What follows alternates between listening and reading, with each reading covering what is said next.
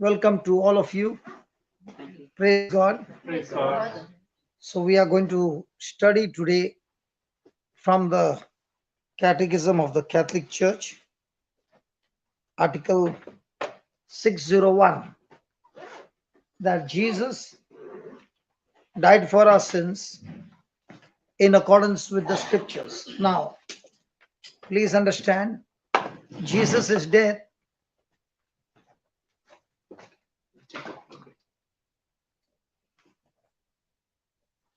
Jesus' death, Jesus' death was not an accident. It was not a murder. It was not a martyrdom, but it was well planned by the Father. Praise God. Praise God. So let's pray that God will give us this revelation and understanding from the scriptures so that we understand the truth, and the truth will help us to have victory, and not only victory, a deep relationship with God. Amen. Amen. Amen. So, Heavenly Father, in the name of Jesus, we thank you. Lord, it is your word that sets us free. It is the truth that you teach us. And it is the truth that we apply in our day-to-day life that sets us free. We are gathered here, O Lord, receiving your body and blood, Jesus. And now, as your body and blood has nourished our spirit, let your word nourish our mind and help us to make the correction through the written word so that our lives begin to get transformed and we discover our calling, we discover the plan that you have, we discover the assignment that you have for us. Spirit of God, have your way in our midst, touch every heart, every soul, and let there be a deep transformation in our life. In Jesus' name we pray. Amen. Amen. Amen. Amen. I believe you can see that, right? So Jesus died for our sins in accordance with the scriptures. As I said to you, Jesus' death was well planned by God. Why do I say well planned by God? Because when man committed sin, when Adam committed sin, that sin nature came into man and there was no escape for man. God never created hell for man. He created hell for demons who rebelled against him. But when Lucifer deceived Adam and got him into disobedience, man also became a rebel. But God wants to save mankind. And the only way to save mankind is that another man must take his place as a substitute, go through all the temptations, all the trials, but must be sinless. So the punishment that we deserved, Jesus became my substitute and took my place on that cross, shed his sinless, innocent blood, by which alone the sin can be removed. Praise God. Praise God. So when God gave the law of Moses, he demanded the kind of life we need to live on this planet Earth. So the law is good, the law is holy, but there's something that is imperfect in the law. The law demands me to live a good life, but the law does not give me the strength, the power that I need, the Spirit of God that I need to obey the law. And that was that imperfection, and that perfection came when Jesus came and took our place on the cross The law gave me the knowledge of sin. When I disobey the law, sin gets activated, and when sin is activated, sin leads me to death and eternal damnation. So the Lord demanded me to live a good life, but when I make a mistake, the Lord does not have the power to remove the sin. So the sin nature has to be removed. The sins committed, the penalty has to be paid. The curse has to be removed and turned into blessings. And that's why Jesus came. So let's go to the 601 article. The scriptures had foretold this divine plan of salvation through the putting to death of the righteous one, my servant, as a mystery of universal redemption, that is, as the ransom that would free men from slavery of sin. Now, just as a person is kidnapped, let's say, and the kidnappers have kept him as hostage, they demand money in exchange. Now, even though they keep this person as a hostage, does that person belong to them? No. But when the ransom is paid, what happens? This is better. But when the ransom is paid, then what happens? They release the person. In the same way, we were in hostage. Satan had deceived Adam, and every child was born in slavery of sin. And God has to ransom each one of us. And that's why right in the Garden of Eden, God said that a seed of a woman will crush the head of Satan. So he already spoke a plan. Praise God. So read that again. The scriptures had foretold this divine plan of salvation. Salvation is freedom from sin, freedom from curse, freedom from sickness, freedom from poverty. All that came because of sin. You get freedom. That total freedom is called salvation. I get eternal life. Eternal life is where I am connected to God forever. So this divine plan of salvation will come through the putting of death of the righteous one, my servant. Now, is Jesus God himself? Yes. Yes. Did he leave his God divinity and came down to earth as man? Yes. So he came just like you and I came from the womb of a mother. But there's one difference, big difference, that is between Jesus coming and my coming. Jesus is coming. The conception was not by the sperm of his father. Joseph was to get married to Mary. So the conception did not take place. The physical relation did not take place. But an angel Gabriel came and gave a message. And through that message of the word, when she said, "Yes, I am the handmaid of the Lord, be done unto me according to your word," that message, when she agreed, the power of the Most High God came upon her and the conception took place. So what's the difference between us and Jesus? In our birth, there was a sperm of our dad, and sin is transferred into a child through a man, not through a woman. That's why the Bible says sin came into the world through one man's disobedience. So we were born with sin nature, whereas Jesus was born with God nature. But he is a human being. He has to fight the battle as a human being. He cannot fight the battle as God.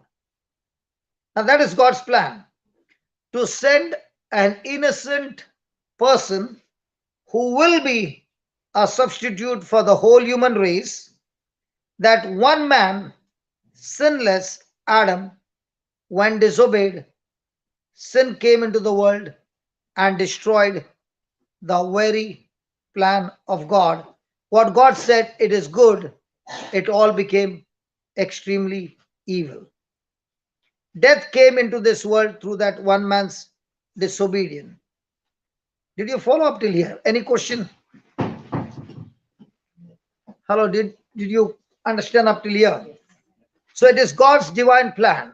Now, even when they committed sin and they were naked, did God come in search of them? So is God extremely in love with man that he doesn't want man to be in that state? He is coming in search of him because he wants to save man. He loves man. Praise God. Praise God. And when when he calls out Adam, he says, I'm afraid of you. Why? Because I'm naked. And God says, who are you talking with? Who told you you are naked? Now, he was covered with God's glory, but the moment sin came, the glory of God left him, and now God had to cover him. To cover man, what did God do? He sacrificed animal to get the animal skin. Now, what would have happened to that animal which God wanted to sacrifice? He would have said, I want your life.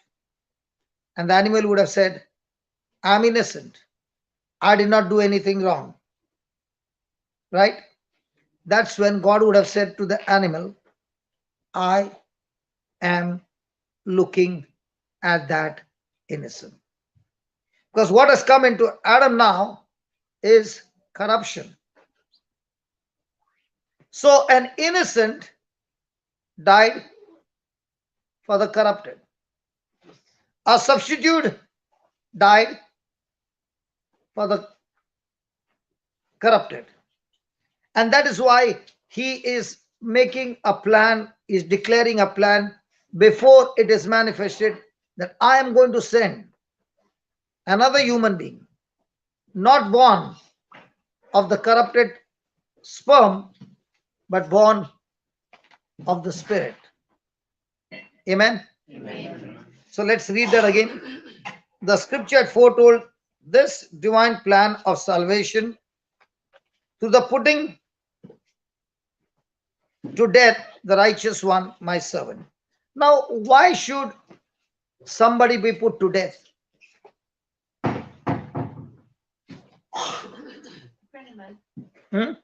If you are a criminal in other countries, then you put to death. Okay, but why should Jesus die? For redemption of our sins. But how does it work? Okay, let me give you an example how this works. Okay, a person has bought a slave. Now, when he has got a slave, can this master make his slave do any job he wants? So, does the slave have freedom to choose? No. No, he doesn't have a freedom to choose. So, he has to submit to his master. Yes. Yes. But the master is a wicked fellow, and he makes his servant do only the bad things. Can he stop? He has to do it because he is a slave. Does he have any option? No. But one fine day, the slave dies. Now, can that master make the slave work? No. So, what did death do? Praise God. Death gave him freedom from his master. Now, once he is dead, will the master keep the body? Or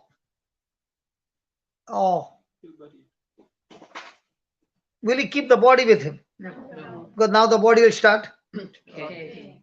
stinking. He will discard that body as fast as he can. So he's buried.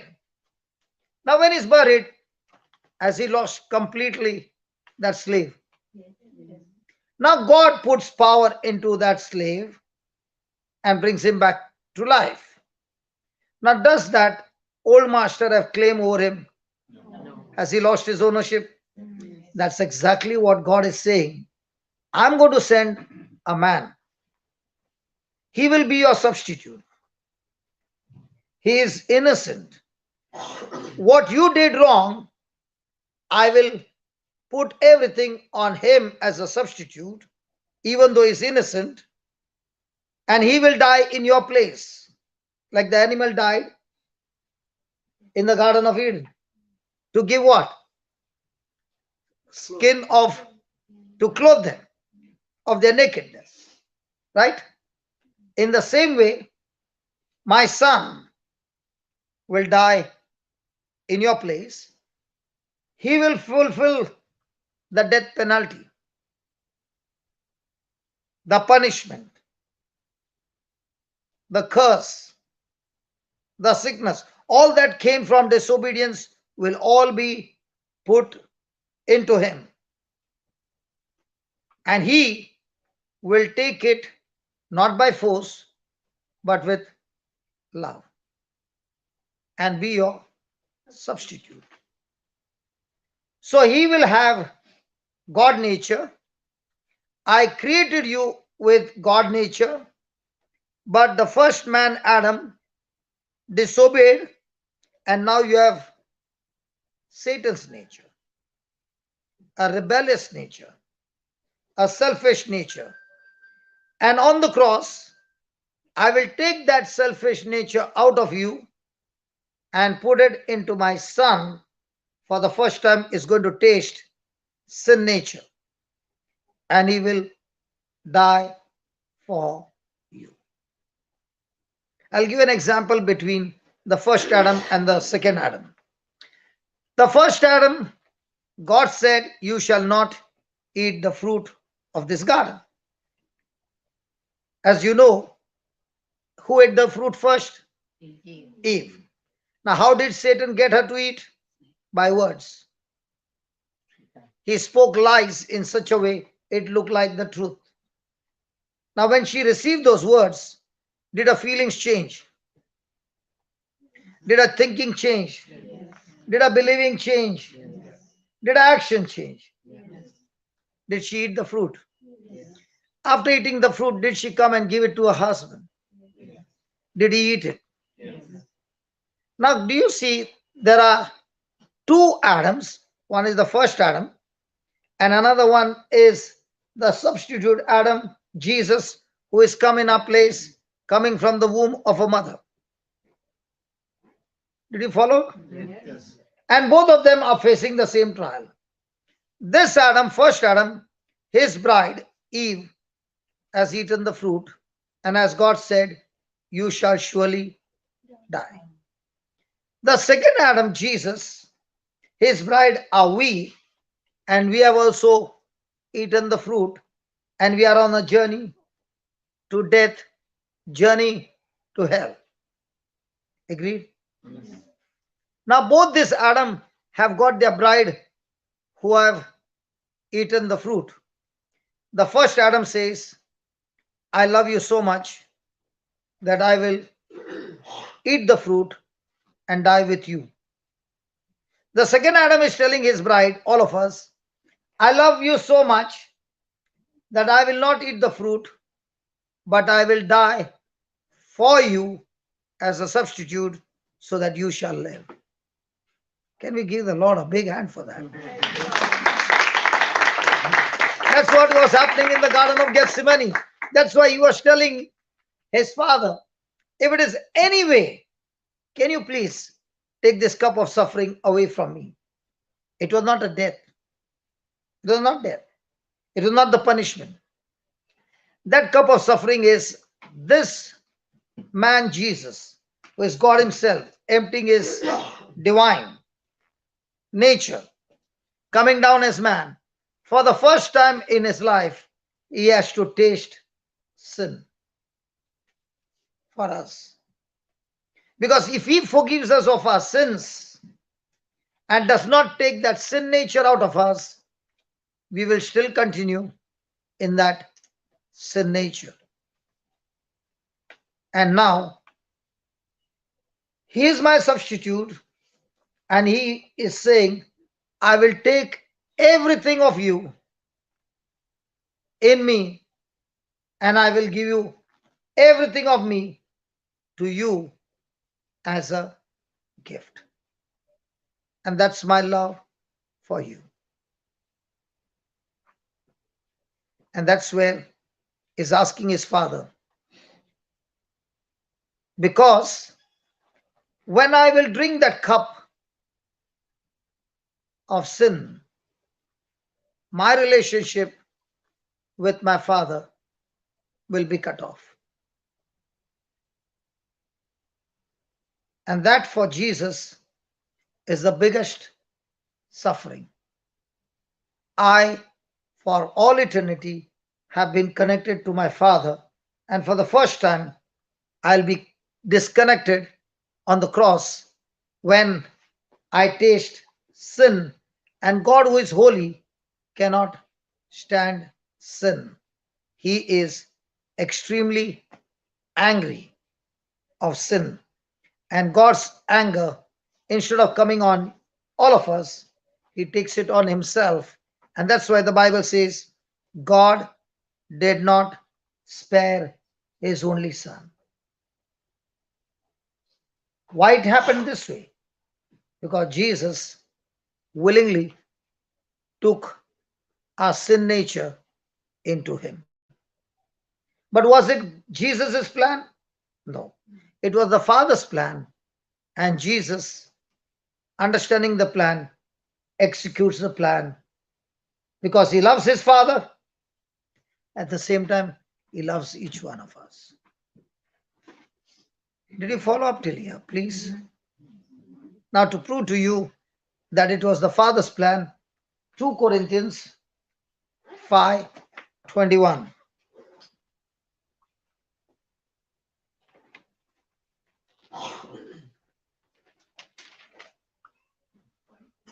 5:21. Last plan.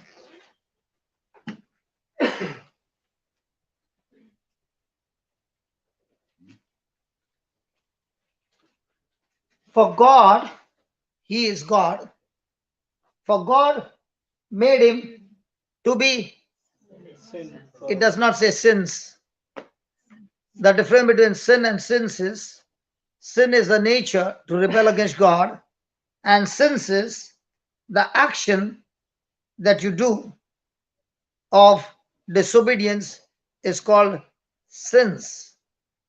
Sin is the root, action is the fruit. So God took the root called sin and made Jesus for our sake to be sin who knew no sin. Let me give you an example. God made Adam and Eve in his likeness and image, right? Yes. So this was God's action. But then Adam had his action of disobedience. So God made Adam righteous, but Adam's action, he became, not made, he became a sinner. Whereas us, because Adam's action, he became sinner, we did not become sinner, we were made sinner through Adam's action. So I'm not a sinner because I commit sin. I'm a sinner because I've been made a sinner by Adam's disobedience. Are you following? Put that, Romans. We'll come back here. Romans chapter 5:19. I need to know this truth. And when I know this truth, I understand that there is an exchange that took place on the cross, which Jesus finished it for me. And unless I understand it, I cannot see the manifestation of this free gift that God has given us. Look at the 19th verse. For my one man's disobedience, many were made or become. So are you a made sinner or you became a sinner? Was it your action? No. Was it Adam's action? Yes. In the same way, Adam's action made me a sinner. In the same way, Jesus' obedience action has made me what? Righteous. Righteous. So Adam's action had an effect on me and made me a sinner. When I believe in Jesus, his action makes me what? Righteous. So I'm not righteous by my action, but I'm righteous by believing in Jesus, who became my substitute, and it is through him I'm made righteous. So now, do I have in Christ the nature of God? If I take Christ separate, now do I have the nature of God? No. Christ in me is the one who has made me righteous. I cannot become righteous under the law. Under the law, no man can be justified because all of us have sin nature, and that sin nature makes us rebel against God. Did you follow this? Now come back to Corinthians. Back. For God has made Jesus to be sin for us who knew no sin, so that we might be made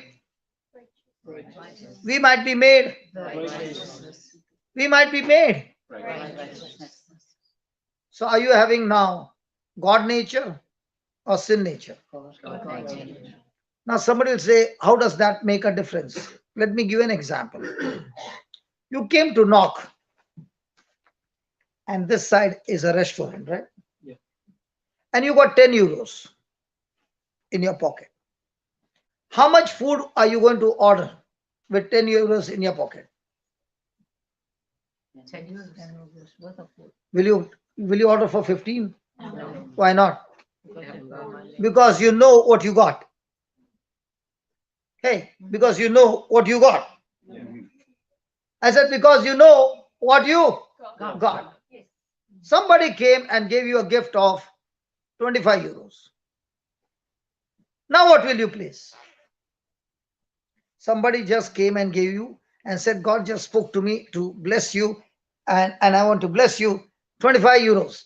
Now, how much will you order? Oh, you all don't know mathematics? My God. 35. 25 and your 10 before. 35. Will you go for 35? Now one person comes and gives you 100 euros. Now will you tell the other friend, why don't you join me? Oh, I don't have money. Don't worry. How did it happen? Because somebody came and gave you, blessed you and gave you a gift. And because you know it is true, you can touch it, you can feel it, now you can use it, right? Yeah. Now in the same way, God is saying, you are a sinner. I took that sin nature out of you. And now I put in you God nature. What do you say? Maybe the most favorite word I hear in Irish. How are you? Maybe. Hope so. Is this word maybe hope so? No. No. If it is maybe hope so, you are in doubt. And anybody who is in doubt is a double-minded person. He gets nothing from God. Just put that. We'll kill that maybe. As I told you, I'm a killer. Every day I take the sword and I kill all the wrong teachings and the wrong thinking. James 1 verse 5.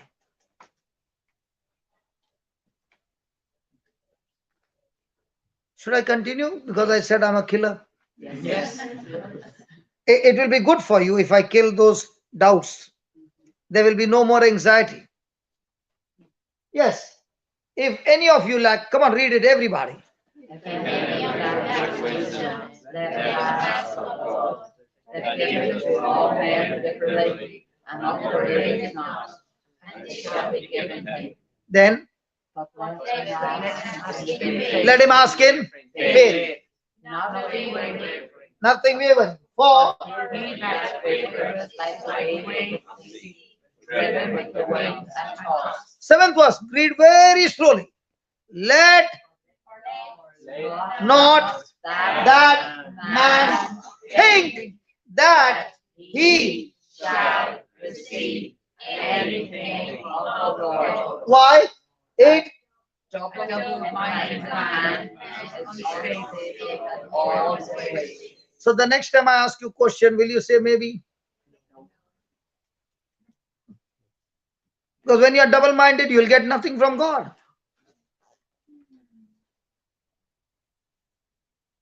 Will you say, I hope so? No. Will you say, if? No. That's why somebody said, that person got healed, but after some days, it came back again. It came back again because you were maybe, hope so, if. Please read this again. Let not that man think that he shall receive anything of the Lord. So is this was connected to this?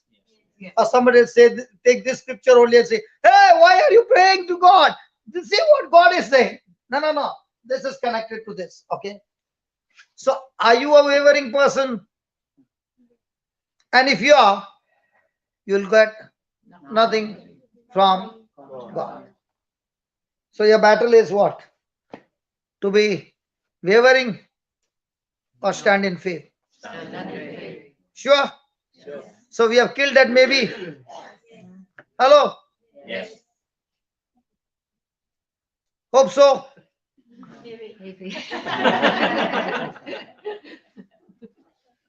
So it's got killed. Yes. Thank God it got killed in a very nice place. Knock. So the next time anybody says, oh, we had a funeral there. Hallelujah. Hallelujah. So now let's come back to Romans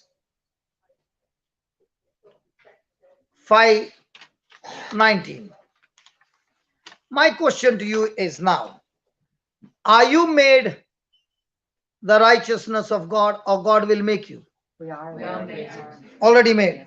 Sure. Yes. Sure. Yes. Jesus is your substitute. Yes. Has he done his job? Yes. Now whose job is pending? Our job. What's our job? Not to waver, to believe. So by faith, are you the righteousness of God? Yes. Yes. So look at the 17th verse. The 17th verse.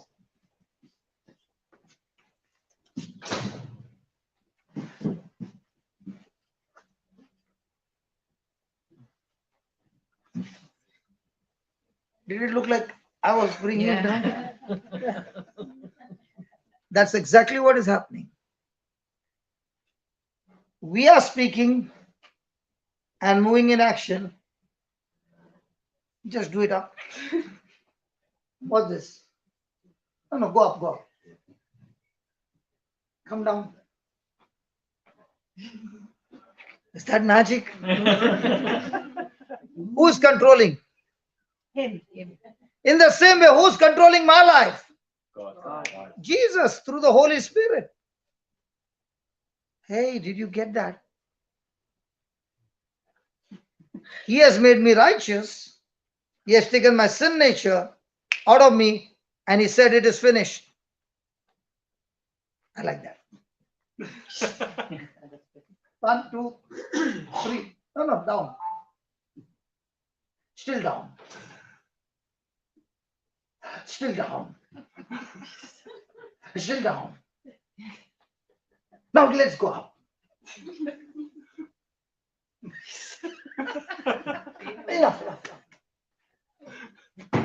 Is it a partnership? Our Christian life is a partnership with God.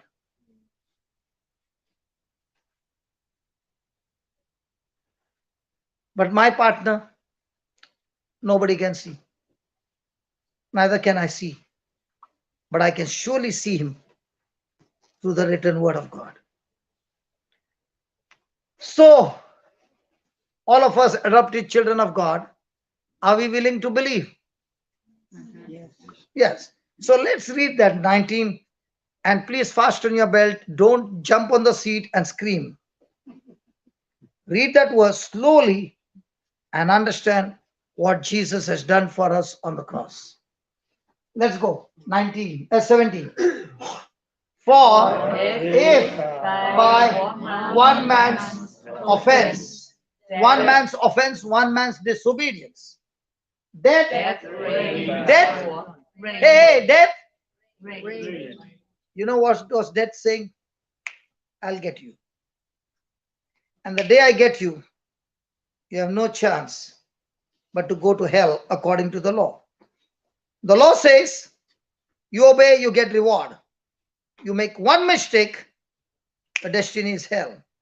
So death was the most dangerous moment in a person's life because there was no way he could remove that sin. Sin qualified me to go to hell. And that's what he says. For by one man's offense, death ruled over mankind by that one man's disobedience. Much more.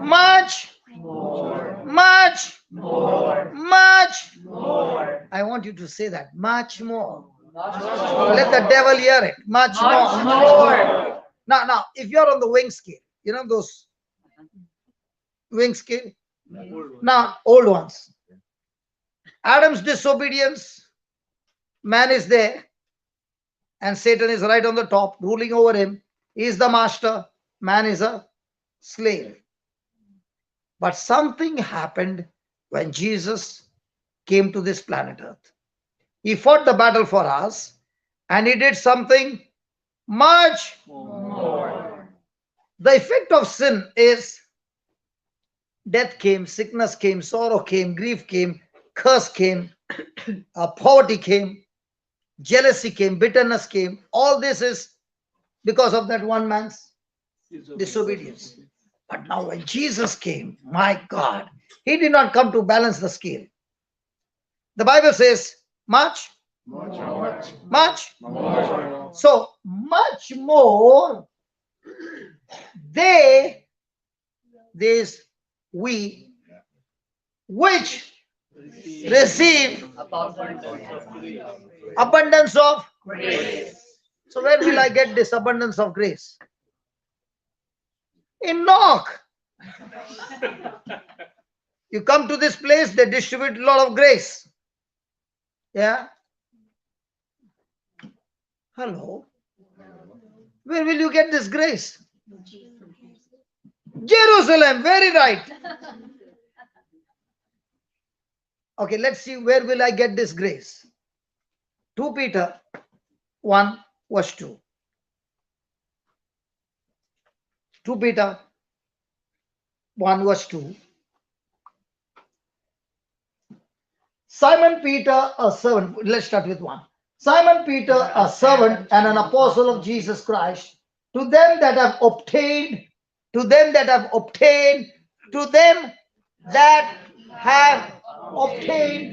like precious faith with us. Hey, that means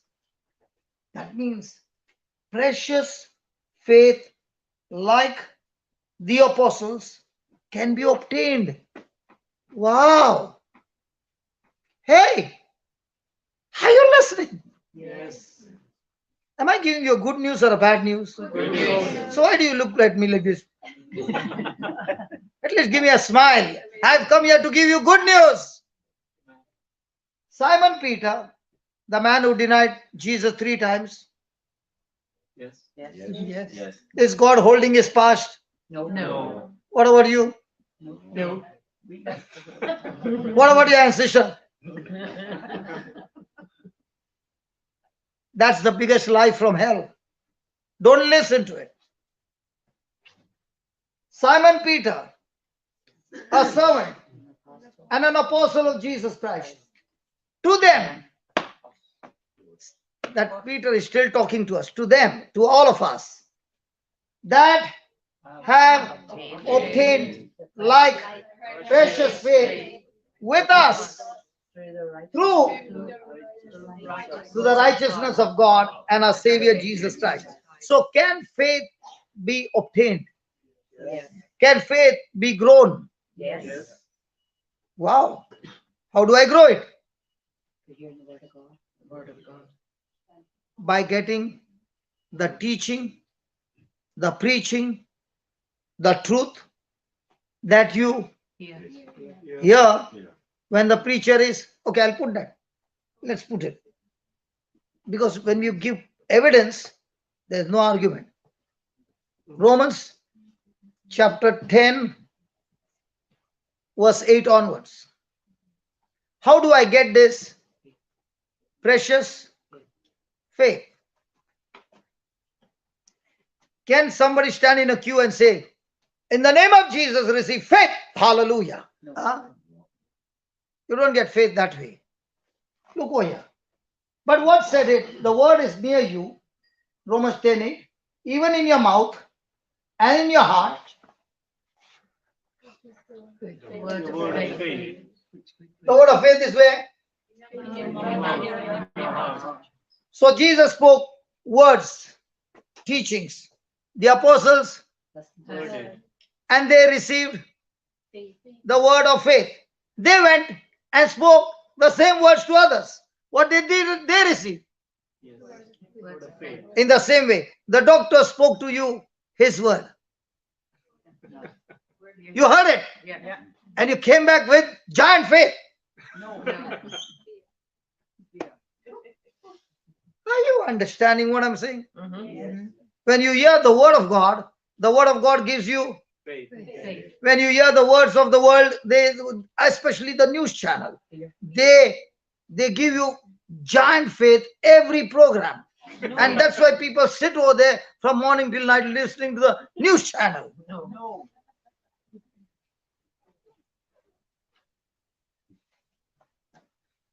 Which channel are you sitting? This is God's channel. Hello, this is God's channel. By the time you finish and you walk out of the door, you're walking with confidence because that faith is growing. Then on the middle of the road, when you're passing by, somebody says, how are you? And I want to tell you what happened in the news channel. Now what happened to that? This is gone in. What was there? Gone out. Okay. That ninth one. That if you shall, come on everybody, that if you shall confess with your mouth the Lord Jesus and shall believe in thy heart that God has raised. So how do you get salvation? Believing. Confess with your mouth. Believe in your heart. How do you get healing? Confess with your mouth and believe in your heart. How do you get deliverance? Confess with your mouth and believe in your heart. How do you get blessed? Confess with your mouth and believe it in your heart. How do you get financial breakthrough? Confess it with your mouth and believe it in your heart. How do you heal your marriage? Confess it with your mouth and believe it with your heart. How do your children get blessed? Confess it with your mouth and believe it with your heart. How do you know you're saved? Confess the word. Word of Confess with your mouth. And believe in your heart. How do you know you're going to heaven? Confess with your mouth and believe in your heart. So can you beat the devil continuously? Confess with your mouth the scripture and believe in your heart and keep on hitting him and keep on hitting him and keep on hitting him. And as you keep hitting him, you will see the supernatural power of God manifesting in your life. What do you confess?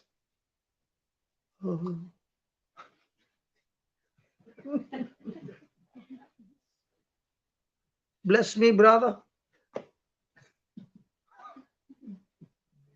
Do you have a tongue? I do have a tongue. What do you confess? My sin only. Hey, what do you confess? I confess every day my sin. And what about confessing the resurrection power of God? You are still stuck to the cross of Jesus. After the cross comes resurrection. What about confessing the resurrected life? Anybody home? Yes. Yeah. What do you confess? I confess my mistakes. They are all nailed on the cross 2000 years back. What are you confessing of Jesus' resurrection with you?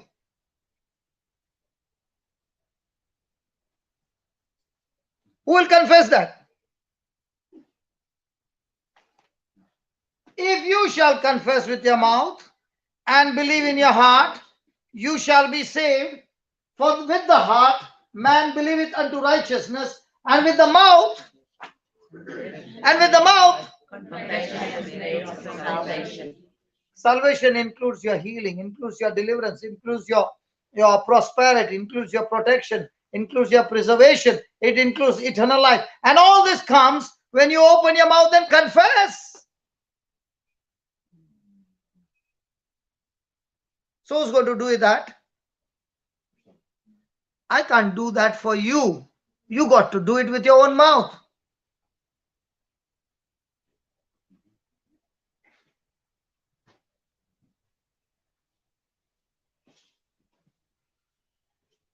I believe with all my heart. Everybody here has got a tongue. I surely believe. But are you using the tongue to confess what God did or what you did? Hey, listen. If you confess throughout the day what you did, you are in a bad shape. Your life and death is in the power of your tongue. But if you confess what Jesus did for you, you are in a best shape. What do you say? Hallelujah.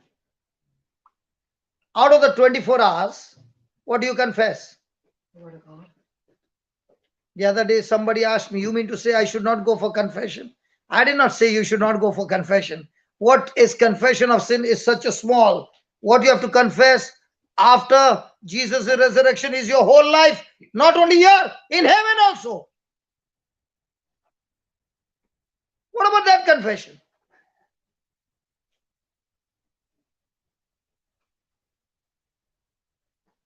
How did Jesus heal somebody? How did God create the world? How did the prophet do miracles? And what do you speak? The whole day, my mistakes. And Jesus says, do you remember Peter denied Jesus?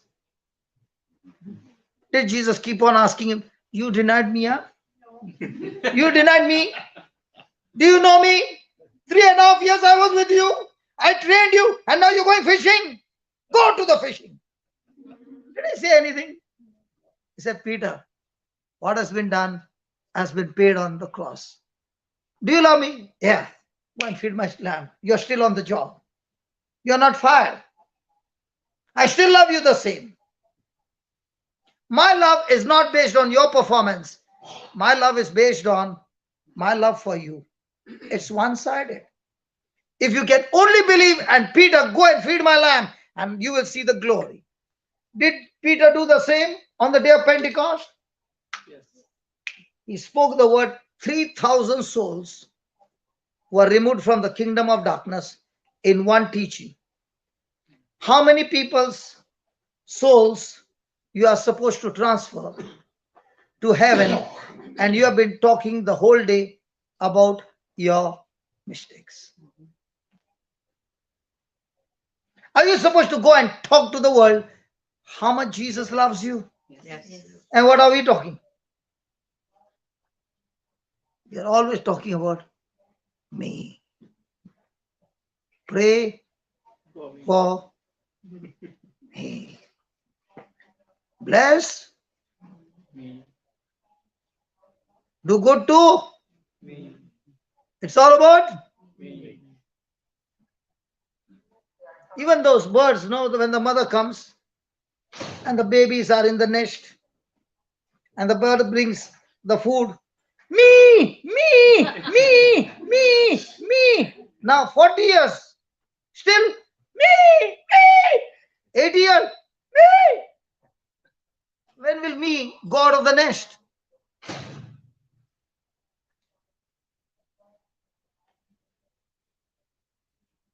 Are you all annoyed with me? No. So am I forgiven? Yes. Nothing to forgive. That is the proof that you got offended. Okay. Praise God. So are we going to crucify our me on the cross and start confessing what Jesus did or what you did? The devil can put you in condemnation if he can make you think of what you did. But if you are going to say what Jesus did for you, there is no condemnation.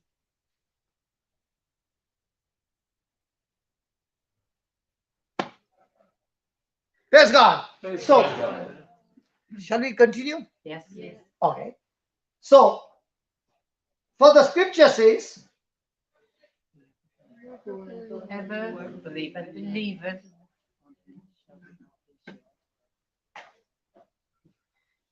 Whoever believeth. whosoever Believeth on on him, him shall not be ashamed. for There is There is no difference between the Jew and the Greek, For the same God of all is rich and all tricks that fall upon him. so Romans 10:11, for the scripture says, whosoever believeth on him shall not be ashamed. For there is no difference between a Jew and the Greek, for the same Lord over all is rich upon all that call upon him. For whosoever shall call upon the name of the Lord shall be saved. How shall they call on him in whom they have not Believe. and how shall they believe in him of whom they have not heard. and how shall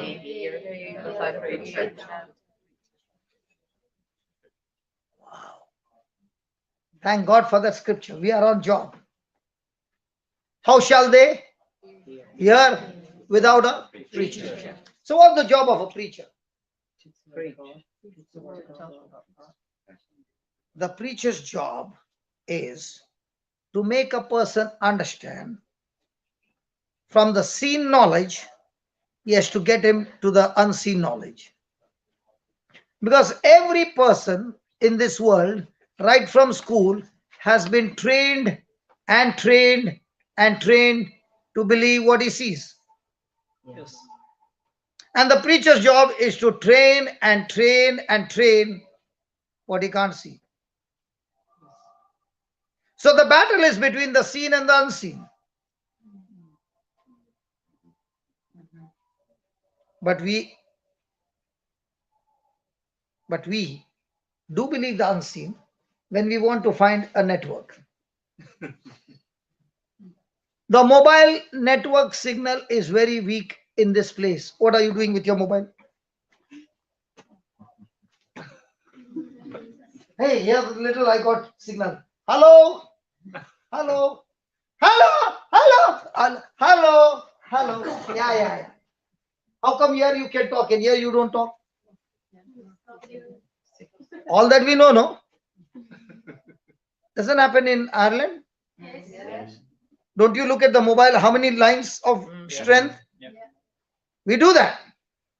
So we know that there are network signals. Can you see them? Yes. No. Can you taste them? No. Can you hear them? No. Are you using an instrument In the same way, I use an instrument called the Bible that teaches me things not seen, evidence seen in the written word of God.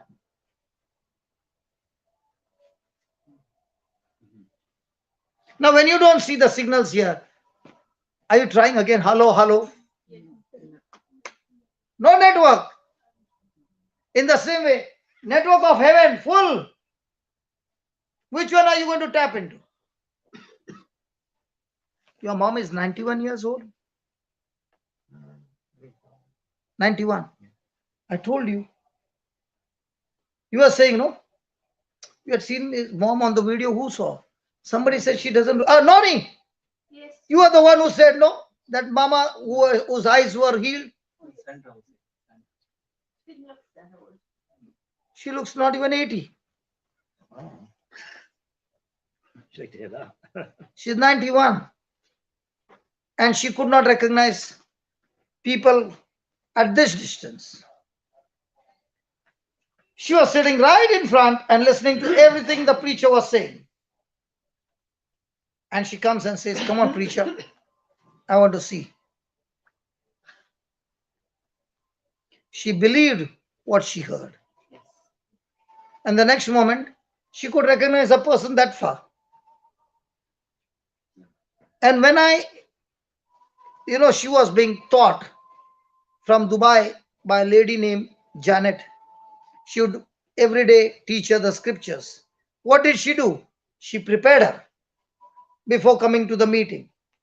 Now, all that the preacher had to do was show some scriptures and tell her, this is your inheritance. The exchange has taken place on the cross. All you need to do is believe.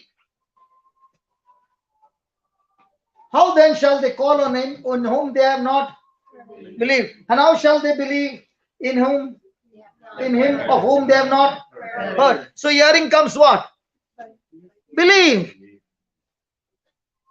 So the preacher picks up the scripture, explains to you, so that now when you understand, comes believing.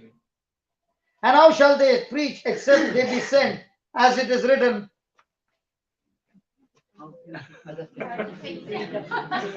What?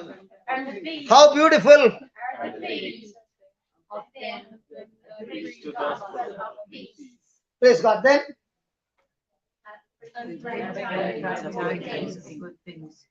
but they have not all obeyed the gospel. For Isaiah said, Lord, who has believed our report? So then,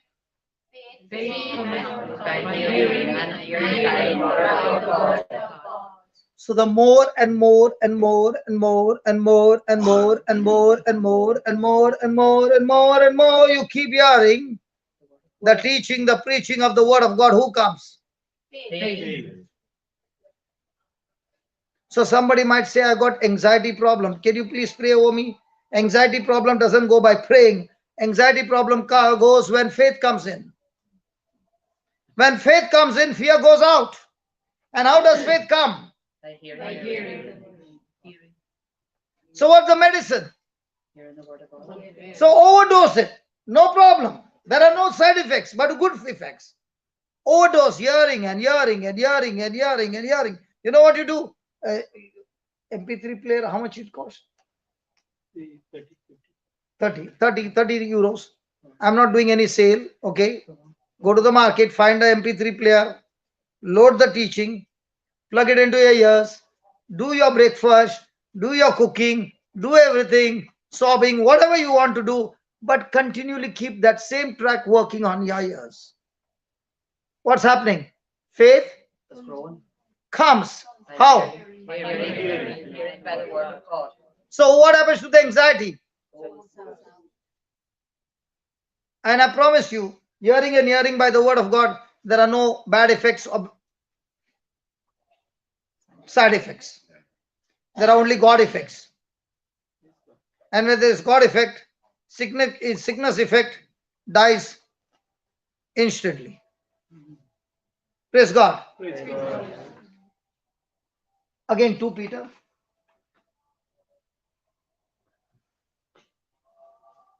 So, did we learn how to obtain like precious promises? How do you do that? By hearing and hearing and hearing. by the word of God. Grace and peace, now that you have obtained faith, grace and peace be Multiplied unto you to the knowledge of God and of Jesus our Lord. what be multiplied? Grace and peace. Grace and Peace. now you can write down in your notebook one beautiful word called grace. Write down the definition of grace. Grace means God is always willing. God is always willing to use his ability, his power on my behalf, even though I don't deserve it. So is God willing? Yes. But am I willing to use his power? I can use his power by my faith. I'll give you an example. God loves you so much that he has put a banqueting table. Healing, deliverance, blessing, protection, prosperity, all that on the table. And he says, take as much as you want. Now whose job is to get up and take? Mine. That's your faith. But if you sit there and you keep saying, God, give me, God, serve me, I have given it to you, you go and take it as much as you want. So grace is what God did. Faith is what I align my thinking to what God did. So when grace and my faith and my belief agrees with each other, the result is manifestation.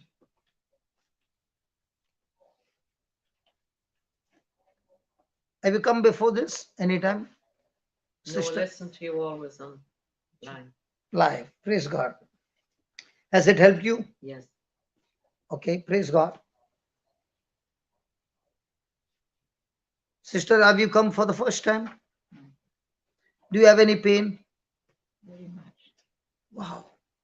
I have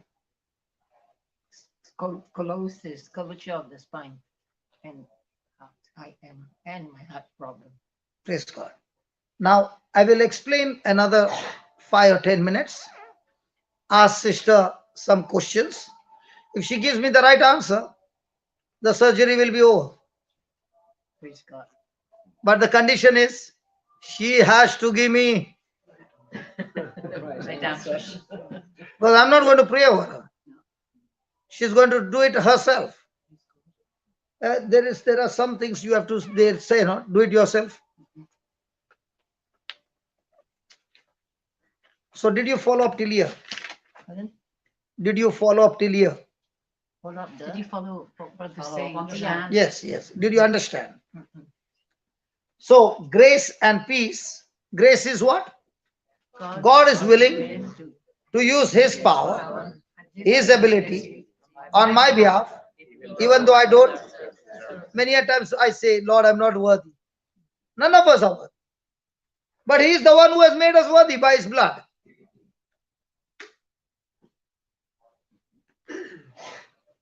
Praise God. So grace and peace be multiplied. How? How? Knowledge with the knowledge. So what are you getting? Knowledge of God. So the more knowledge you get, the more grace you get. Right? Is that right? Yes. Yes. Praise God. Praise God. Now, put that Romans 5 again.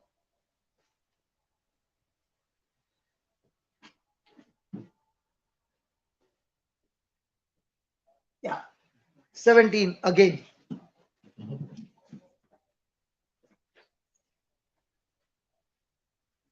If by one man's offense death reigned by one, much more what?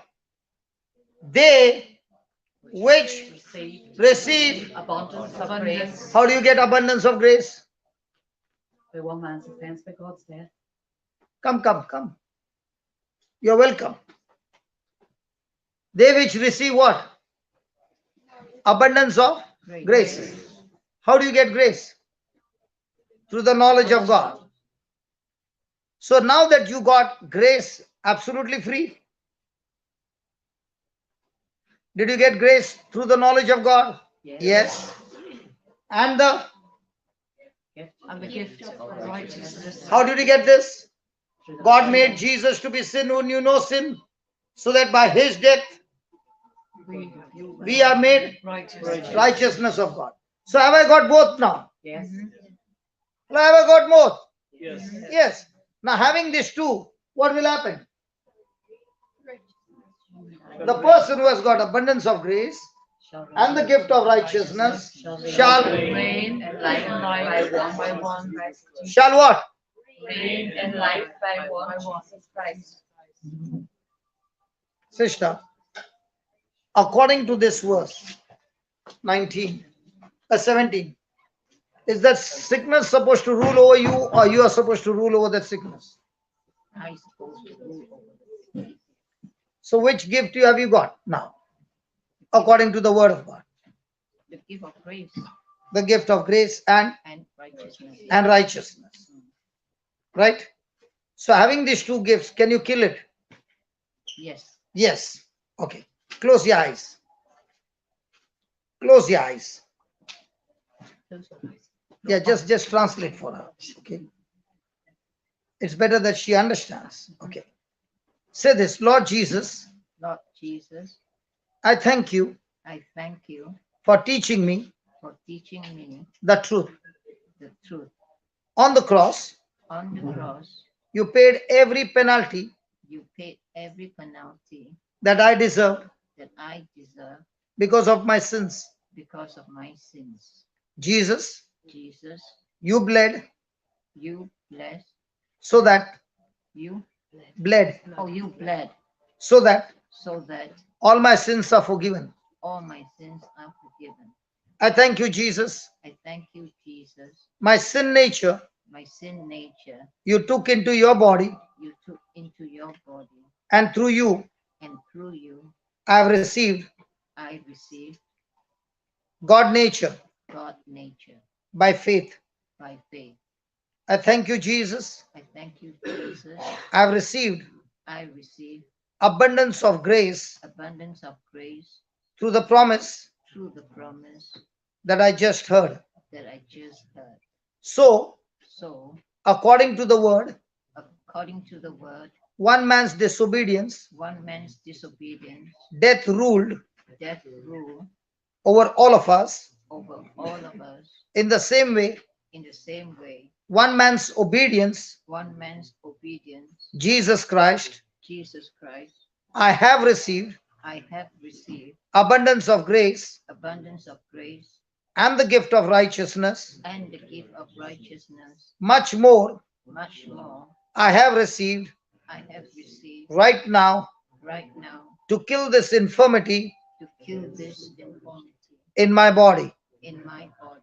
In the name of Jesus, In the name of Jesus, I take authority I take authority over that sickness, over the sickness, over that pain over the pain in my body, in my body, and I command now and I command now all the bones all the bones be aligned. be aligned, Go back go back to your rightful position. to your rightful position. In the name of Jesus, In the name of Jesus, all the nerves all the nerves be loosed now be loosed now in Jesus' name. in Jesus' name. As the bones are aligned, As the bones are aligned, my ligaments, my ligaments, cartilages, cartilages, tendons tendons be reconstructed, be reconstructed, restored restored in Jesus' name. in Jesus' name. And I thank you, Lord. And I thank you, Lord, I've spoken the word I've spoken the word with your gift with your gift of grace, of grace, and you are willing, and you are willing, Heavenly Father, Heavenly Father, to use your power, to use your power, your ability your ability to restore to restore my bones, my bones, make them make them absolutely all right. absolutely all right. In Jesus' name. In Jesus' name. Amen. Amen. Now can you stretch? Yeah, Stretch. I Just- can much better. Oh, No, very no, I'm good. not Yeah. I'm not satisfied with much better. I did not see Jesus healing somebody much better. He Yeah. did much more to completion. Yeah. So now say this. In the name of Jesus, In the name of Jesus, Lord Jesus, Lord Jesus, in Luke chapter in Luke chapter 13, 13, verse 10, verse 10, the Bible says, the Bible says, there was a spirit of infirmity there was a spirit of infirmity which had attacked a woman which had attacked a woman for 18 long years, for 18 long years, and her back was bent. and her back was bent. She could not make it straight. She could not make it straight. Lord Jesus, Lord Jesus, you looked at her, you looked at her, touched her, touched her, and said to her, and said to her, Woman, woman, you are you are loosed loosed right now. right now. The spirit of infirmity The spirit of infirmity fell from her back, fell from her back, and her back and her back was made straight. was made straight. I speak the same words. I speak the same words. In the name of Jesus, In the name of Jesus, I am loosed. I am loosed. I am loosed I am loosed right now right now. in Jesus' name. In Jesus' name. And my back is made straight And my back is made straight. in Jesus' name. In Jesus' name. Amen. Amen. Now turn around. I am healed.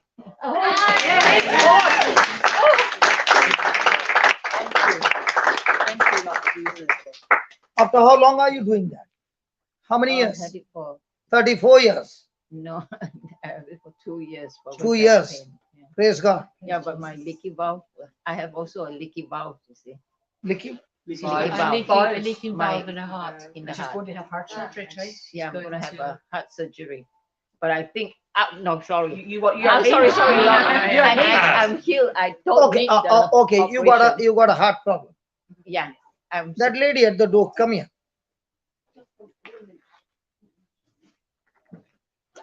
Put your hand on a chest. You put your hand. Put your hand on a chest. Yes. And say these words. John 14:1.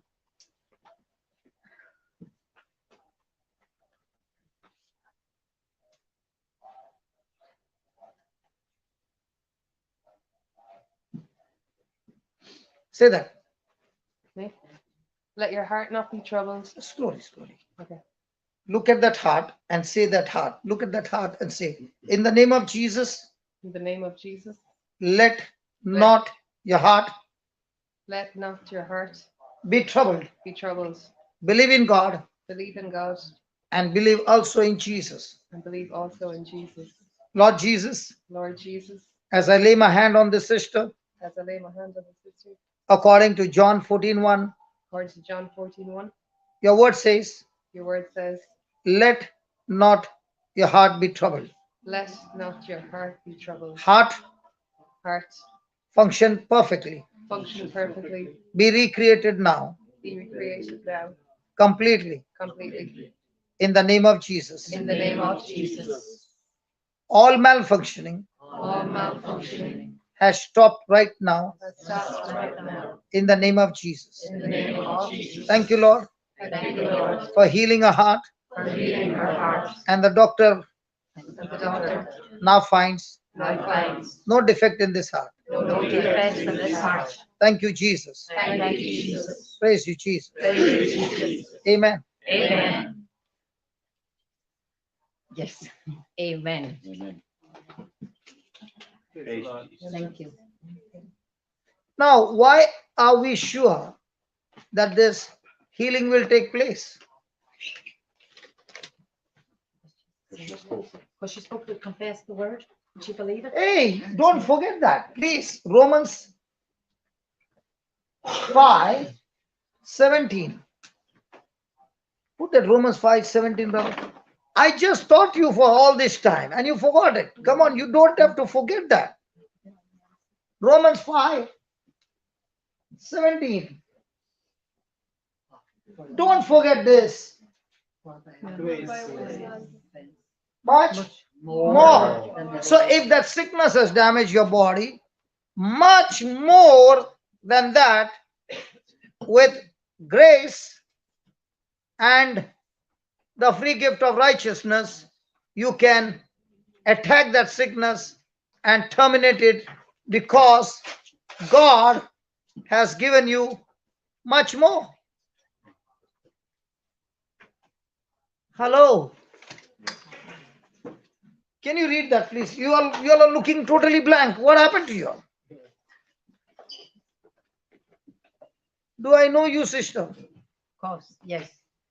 We have met before, No, but but now we know each other. yeah. Okay. Now, is this power given to everybody? Yes. How did you get it? By believing what Jesus finished on the cross. So we were born sinners, but believing that Jesus was made a sin for me on the cross as a substitute, now I have received from him what? Righteousness.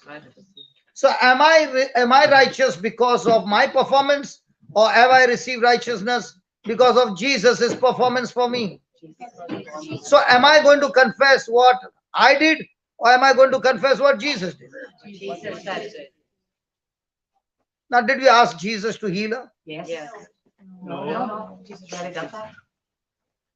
We only spoke what is written in the word.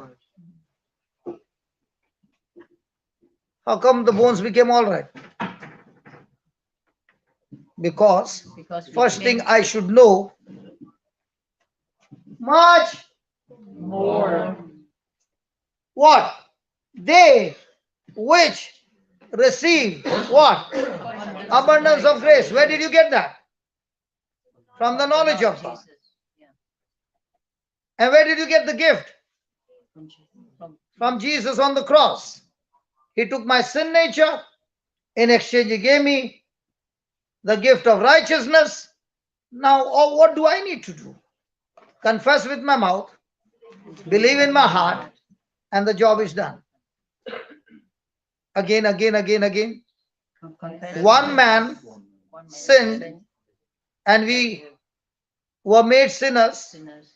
and because of which death ruled over us, and death had claim to take us to hell.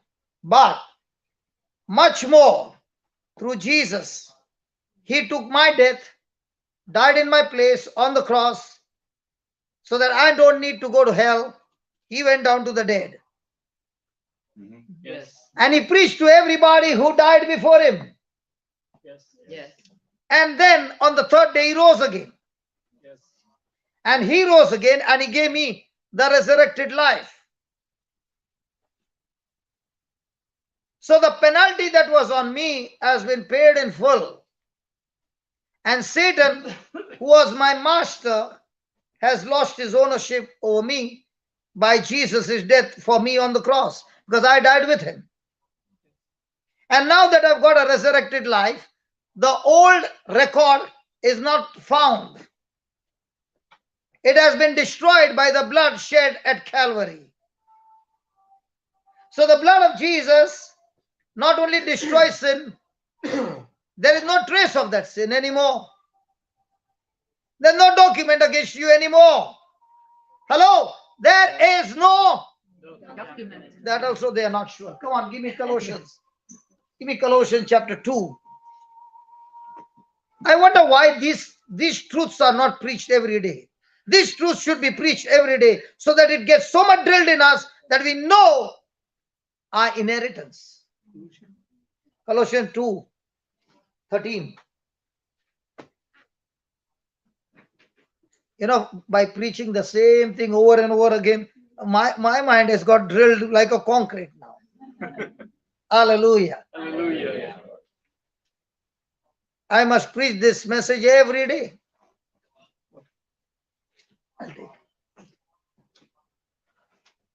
Buried with him, from 12, buried with him in Baptism. Today I was preaching in Canada from 1:30 to 2:30, and a lady said, "You mean to say the baptism is my death certificate?" I said, "Yeah. Your death certificate about your old life and the resurrected new certificate of your resurrection with Jesus." How many of us know that in baptism you died with Christ? I don't know, I died.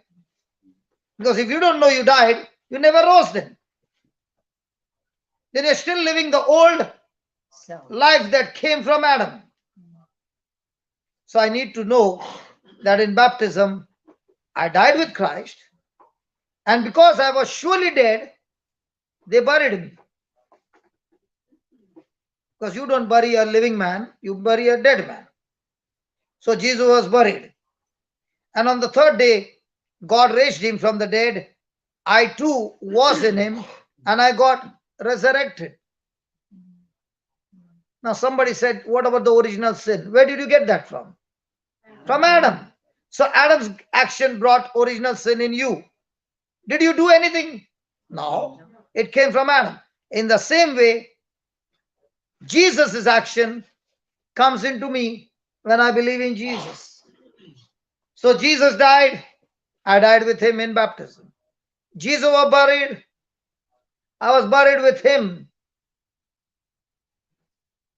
And when God raised him from the dead, thank God, I was raised with him. Buried with him in baptism, wherein also you will be risen. Is it given that you will be or you are risen? You will be. You are. No. After you die, you will be. no. You are or you will be? Are. Will be. Are. You are risen with Him. hello, with. Him. Now let me give you an example. This morning, this particular t-shirt was hanging on a hanger. Did it have any life in it? No. I wore it. I'll show you magic. Sleeves go up. Did they go up? Come down. Now when it was on a hanger, if I tell sleeves go up, No. but how come now? Life. Because my arms inside are raising them up the way I want. In the same way, my baptism in Christ, he died, I died with him. He was buried, I was buried with him. When he was risen, I was raised with him. And now where is he? In me. So when I open my mouth and I speak words, his words, not mine, his words. Who is speaking, me or he in me? He in you. And if he is speaking in me and through me, he is the same living Jesus who is doing the same kinds of miracles every day. But I need to believe that he is in me.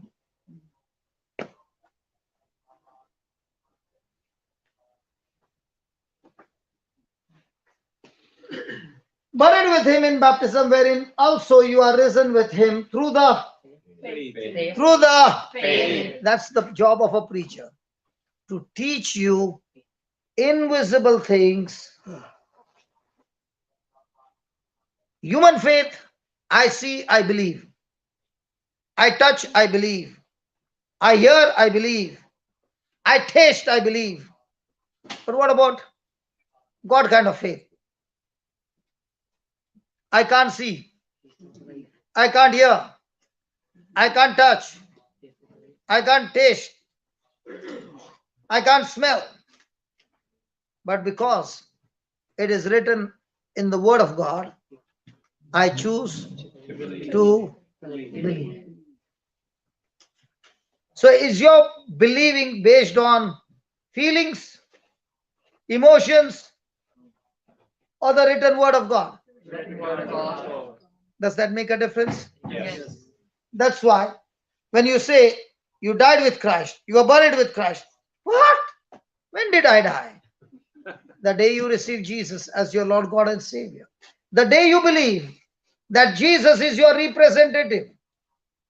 The day you believe Jesus is your substitute, that's when everything gets exchanged. If you don't believe he is your representative, if you don't believe that he is your substitute, everything remains in you. Now, when we were praying, what happened? All that was wrong, Jesus took in his body. Did you see him? No, but No. I believe. Believe. Yes, taken it. Did that exchange take place? Yes. How did it take place? By believing. Did you follow now? Yeah. So, all this is what? Through the faith of the operation of God, which has raised him from the dead. And you, being dead in your sins and the uncircumcision of your flesh, that is your sin nature, has he quickened. Together with him. So are you stuck with him Yes. forever? Yes. So whatever happens to him happens to you. Having Forgiven. Forgiven. you, All. Me. does that all include past, Yes. Yes. present, Yes. Yes. future? Yes. So the case is closed. Yes. So why are you opening the case every day, the whole day?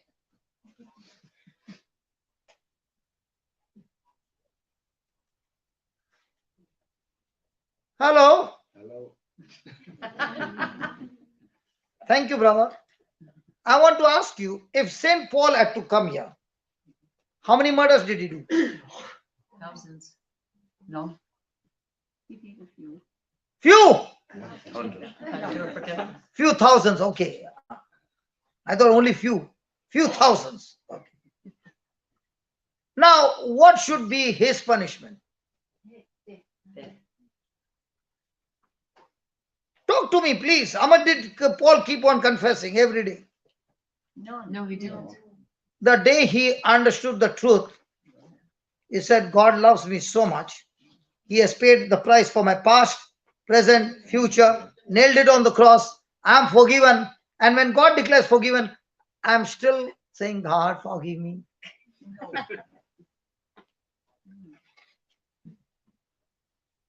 Hello? Am I saying, or is it given in the Bible? Given there. Forgiven? Me. All your All. Blotting out. Do you have a Bible? Colossians 2:14. Can you open your Bible and give me a translation from there? Colossians 2:14. And please don't scream as you are reading, please. He has wiped out the record. Yes, He has wiped out the record. wiped out. Okay, somebody else. Here it is, blotting out. Cancelled. Colossians 2:14. Nani, what is your Bible saying? Oh, I forgive me for one Sunday. Okay. Having cancelled. Having cancelled. The bond which. Cancelled. Only that one word. Cancelled. Cancelled. Blotting out. Wiped out. Erasing. Verse 14, first word. Erasing. Huh? Erasing. Erasing. Now imagine, because of sin, there was a penalty on you to be sent to hell. A document against you that said, because of the sin that you broke the law, it's a crime. And the penalty is, you shall be sent to hell forever. Now, having forgiven all our sins through our baptism in Christ Jesus. Hey, what happened?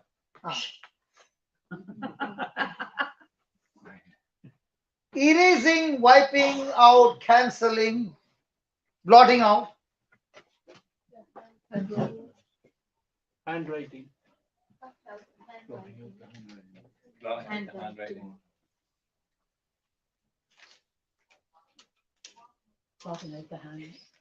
He's telling you sit down. Can I read what I have here? Yes. It says here, he has overridden the law. Yes. Cancel every record. No, he has what? He has overridden the law. Overridden. Overridden. Overridden. That means he He's written over.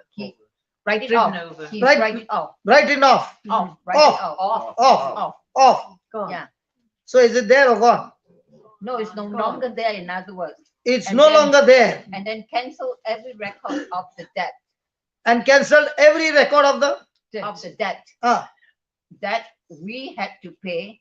He has done away with it by nailing it to the cross. And so he got rid of the sovereignties and the powers and paraded them in public behind him in his triumphant procession. Are you happy? Jerusalem Bible. No. Are you happy? Yeah, of course. I like that expression, but how come others are not showing that expression? Yes, Are you happy? very. Yes, you can. What about your documents? I'm sleepy. God put Adam to sleep and created Eve. No problem. Even if you sleep in this class, your soul is still receiving. Your spirit is still receiving. I also preach while preaching. What's over? Please sleep, no problem.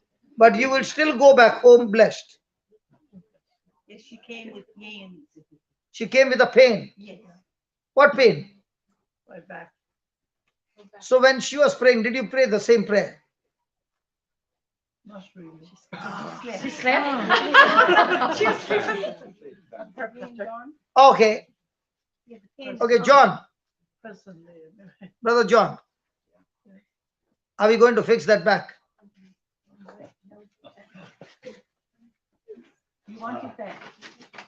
Is it okay John fixes your back? He's a big fellow. It's your, I thought I was smart. He's a big fellow. Is that okay? it's okay. Still, it's okay. John, put your hand on her shoulder. It's on my legs. Oh, you want him to put his hand on your... No, don't do that, please. He's very tall to go right down. He puts his hand on your shoulder and the power goes right up to your legs.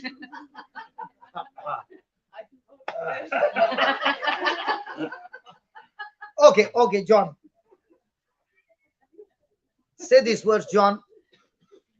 Thank you, Jesus. Thank you, Jesus. My hands are anointed.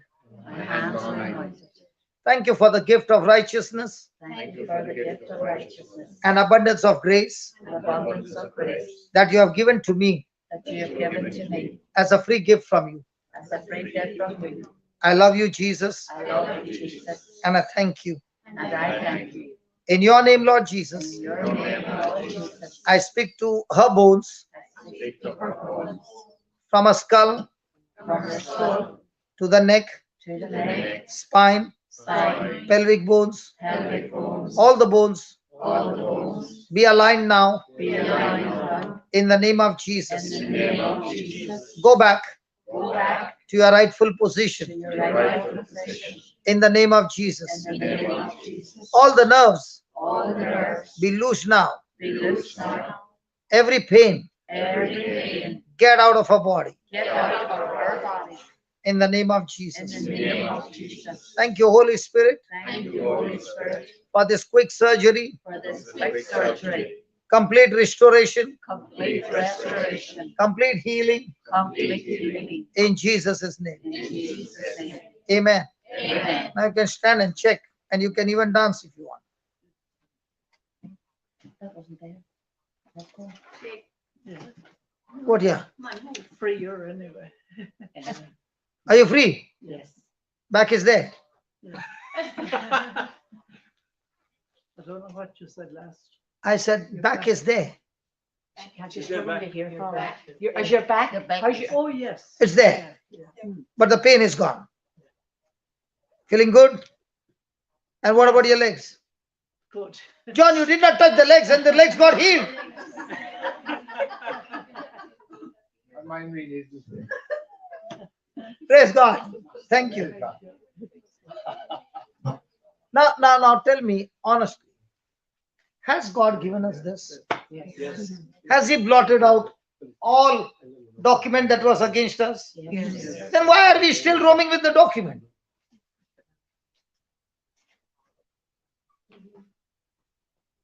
Every document that is against you, whatever you have done in your life, is nailed on the cross. He took it out of the way, nailing it to his cross. When Jesus was being nailed, at that moment, Jesus was nailing our sin and every curse and every bondage and everything that was against us. Jesus nailed it on his cross. And when the blood was shed on that cross, everything on that record was completely erased. Just read it from there. I like that translation. Colossians 2. Read it loudly, sister. He has overridden the law He has overridden the law and cancelled every record of the debt and cancelled every record of the debt that we had to pay. that we had to pay. He has done away He has done away. with it by nailing He has done away with it With by it nailing by nailing it to the cross. to the cross. And so And so he got rid he got rid of the sovereignties and the powers and paraded them in public. so all Satan and all his forces, Yeah. he made them parade in public Behind him in his triumphal procession. Praise God. So was that a battle for a lifetime? Yes. And in that battle, Jesus won. How did he win? He won by By nailing obedience. onto the cross. Praise God. Praise God. So are we set free? Yes. Yes. Hallelujah. Hallelujah. Thank you, Jesus. Thank you, Jesus. So put that again. The CCC 601.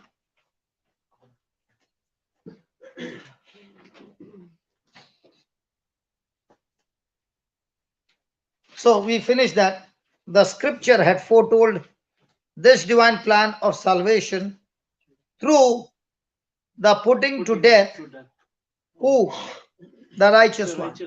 Could God put somebody unrighteous on the cross? No. No. Even if it's put, it won't make a difference. Were there two unrighteous on the cross side by side with Jesus? Yes. Did one of them repent? Yes. Did he get heaven Yes. by doing good work? No. By his faith. By his faith. So how do you get heaven? By our By faith. In whose work? Jesus. Our work. Very good. The whole day, what do we talk? Our work. Is it our work that we talk or Jesus' work for us? Jesus. Praise God. Praise God. So, putting to death of the righteous one, my servant, as a mystery of universal redemption. Redemption. What is redemption? Our salvation. Sorry. Redemption is our salvation. No? Yes, our salvation. But what is redemption? That brings salvation. The redemption of our sins. Okay. The price of our sin. And Let's was say, being let's paid say, by- let's say I'm your kidnapper and I kidnapped you and kept you as hostage. And I called the convent. and ask for a ransom. You pay the ransom. Hold on. I called the convent and said, send me 1 million euros. What will the superior say? No.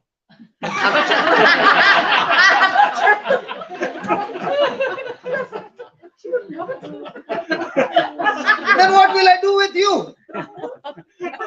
But the Lord will save me. Oh, Jesus, the Lord save But what about us? Satan demanded the payment. Yeah, Is but that- it's up to us to Okay. In this case, Satan is the kidnapper. We don't belong to him. Mm. Illegally he has captive us and made us his slave. Mm.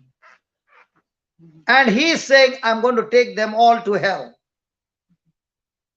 So Jesus comes into the scene He saved me. to save us. What's the death penalty? What's the penalty for our sin? Death. Yeah. What else? Punishment in such a way that every tissue of your body has to be damaged. Your blood must be sinless. And you must have love. Now, did Jesus perform all these things? Yes. So, when you went and bought that jacket from the shop, did you pay money? Yes. Yes. So, she paid money to buy the jacket which was not hers. But Jesus paid the price with his blood, with his life, to buy back each one of us, which was and is his. Who created us? God created us. Is Jesus there? Yes. Yes. The Holy Trinity is there? Yes. So we belong to whom? So he paid the price to buy back what is his. Is called redemption, ransom. So Jesus came to buy each one of us out of Satan's slavery, so that Satan's slavery would take us to hell. But now that we have been bought back by Jesus, we are now adopted in the family of God, and heaven has become our eternal home, not by the law, but by believing that Jesus, my substitute, fulfilled the law for me. Praise God. Praise God. So, that as the ransom that would free men, From slavery. that is, as the ransom that would. Free man man from from the slavery. slavery. So, are we free from slavery of sin? Yes. Has he removed the sin nature from us? Yes. Has he given us righteousness? Yes. Then why do we make mistakes?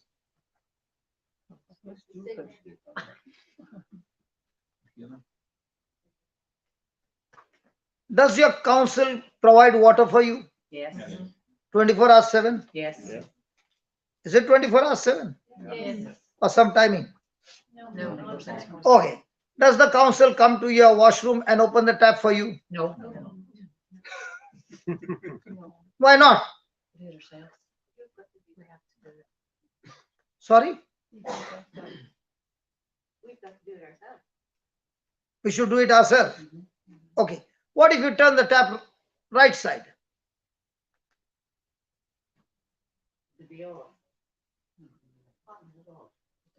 Now she's trying to work out which side. If you turn the tap right, what happens? I'm not talking hot or cold, but if you turn it to the right, what happens? Will you get water? Yes.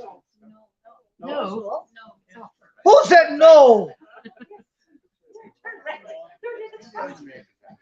Who said no? Tell me who said no. I'll turn the camera on you. If you turn the tap on the right side, will the water come? Yes. Who said yes? Oh my God, I'll have to take you to the washroom and show you. When you turn the tap to the right, there's no flow of water. You can say close. Depends. Say close and open.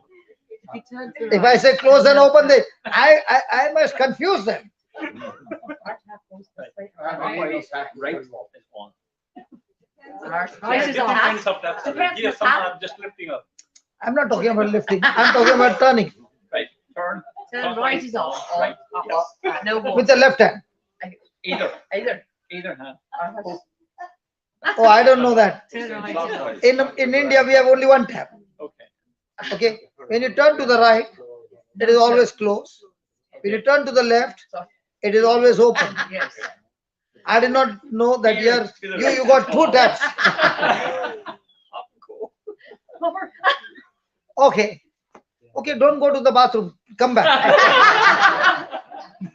No, I'm Thinking.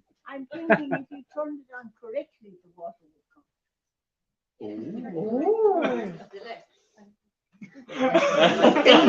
That's why you are thinking so much. If you turn it correctly, the water will come.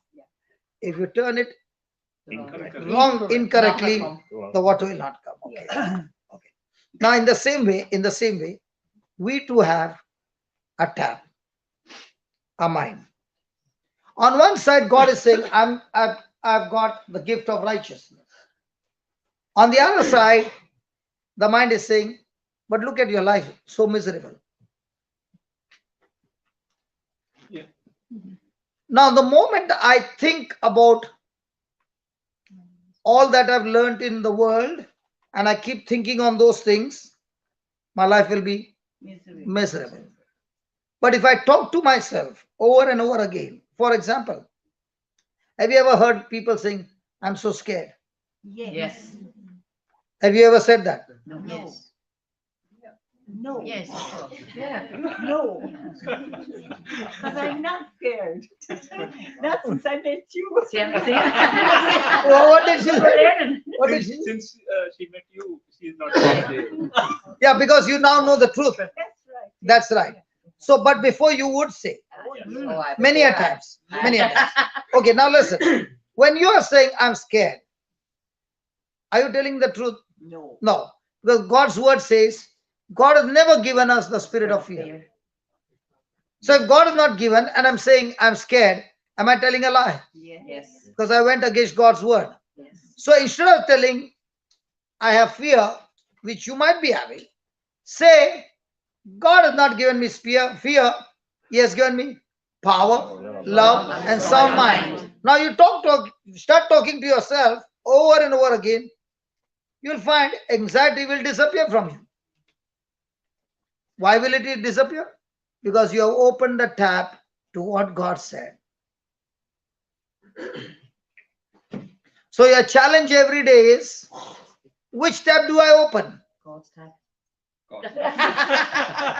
Two tabs. Which one do I open? God. God's. And if I have to open God's tab, then I must speak what God's word says. So has God ransomed us out of Satan's hand? Yes. Yes. Yes. So are we free Yes. Yes. from slavery of sin? Yes. Yes. We Citing. Citing. Confession Citing. of faith that he himself has received. received. Saint Paul, Paul professes that Christ died for our sins in accordance with the scriptures. so Saint Paul was a Pharisee. He had amazing study of the scriptures, Yes. but he did not know that all those scriptures were pointing to Jesus till he met him on the way to Damascus in the spirit. Yeah. And when Ananias came and laid hands on him and said, receive sight, and Paul got baptized. From the day he got baptized, the scriptures began to speak to St. Paul that all these scriptures that I've learned is talking about a person named Jesus. And that's when his life changed. The same man who was coming to persecute the church now stood up and preached the gospel, taking the scriptures and making people understand what the scriptures mean, the hidden secrets of the scriptures. In particular, Read this. In particular, Jesus' redemptive death fulfills Isaiah's prophecy of the suffering servant. Now, had Isaiah in the chapter 53 shared about Jesus' suffering on the cross. Yes. Now that was given how many years back? 800 years back. What about Psalms 22? That is also talking about the suffering of Christ, which David read. Yes.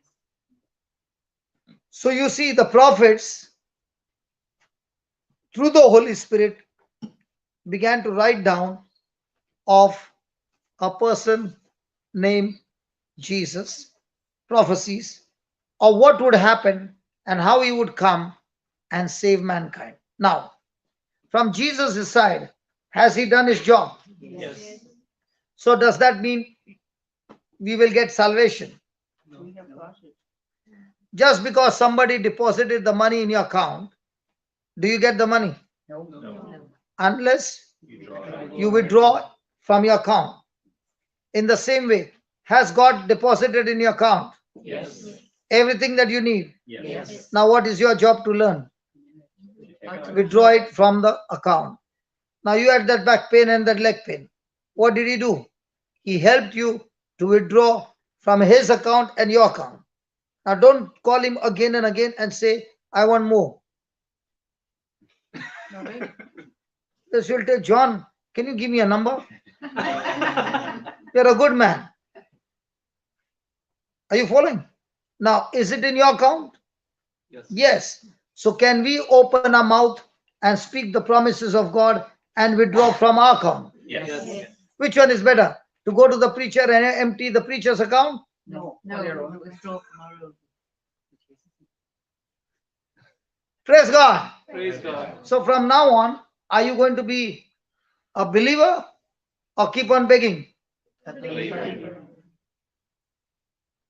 God. Praise God. After his resurrection, He gave. after Jesus' resurrection, what did he do? He gave his interpretation of the scriptures to the disciples. So today what is happening? The Holy Spirit is working over here, giving you Interpretation. interpretation of the, Scriptures. like I called you from there. Were you supposed to come inside or go? Okay. Now, is the scripture saying that Jesus interpreted the scriptures to his disciples? Yes. So now, the next time you find somebody's heart has got a problem, can you pick up that same scripture and give it to that person? Yes. Yes. You take the sister's number and call her when she is going for a check. You will get from her mouth words coming out. I went to the doctor and the doctor says everything is all right.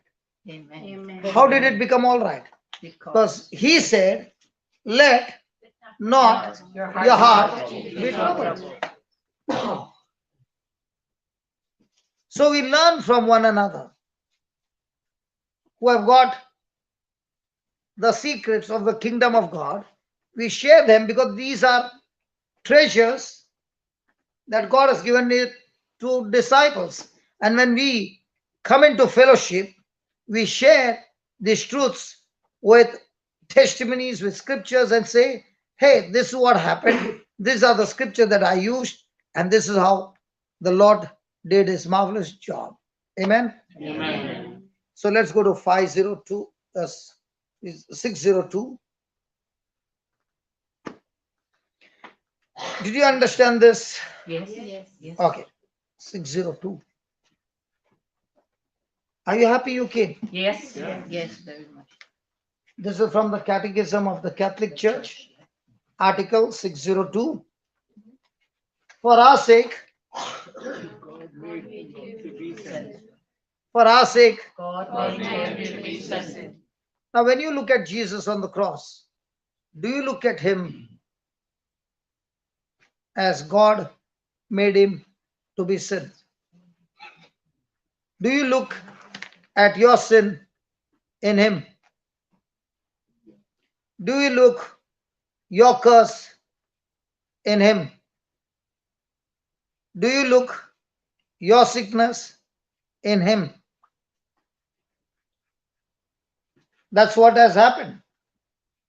So when you look at Jesus on the cross, every infirmity in your body, every bad thing in your body, which is there, is illegally there in your body. He did it for you and took it into his body. Now, what's your job? Receive it.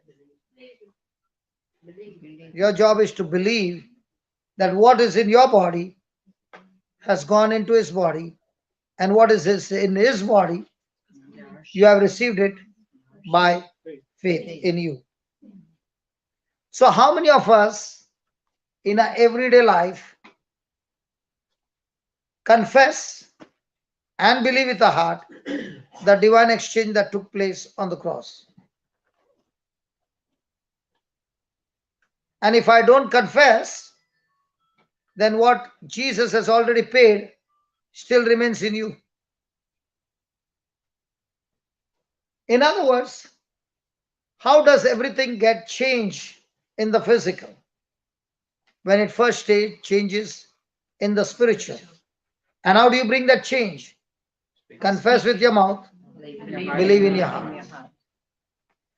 So let's say today you spoke 100 words. How many words did you confess? Scriptures. Out of the 100 words, how many were scriptures?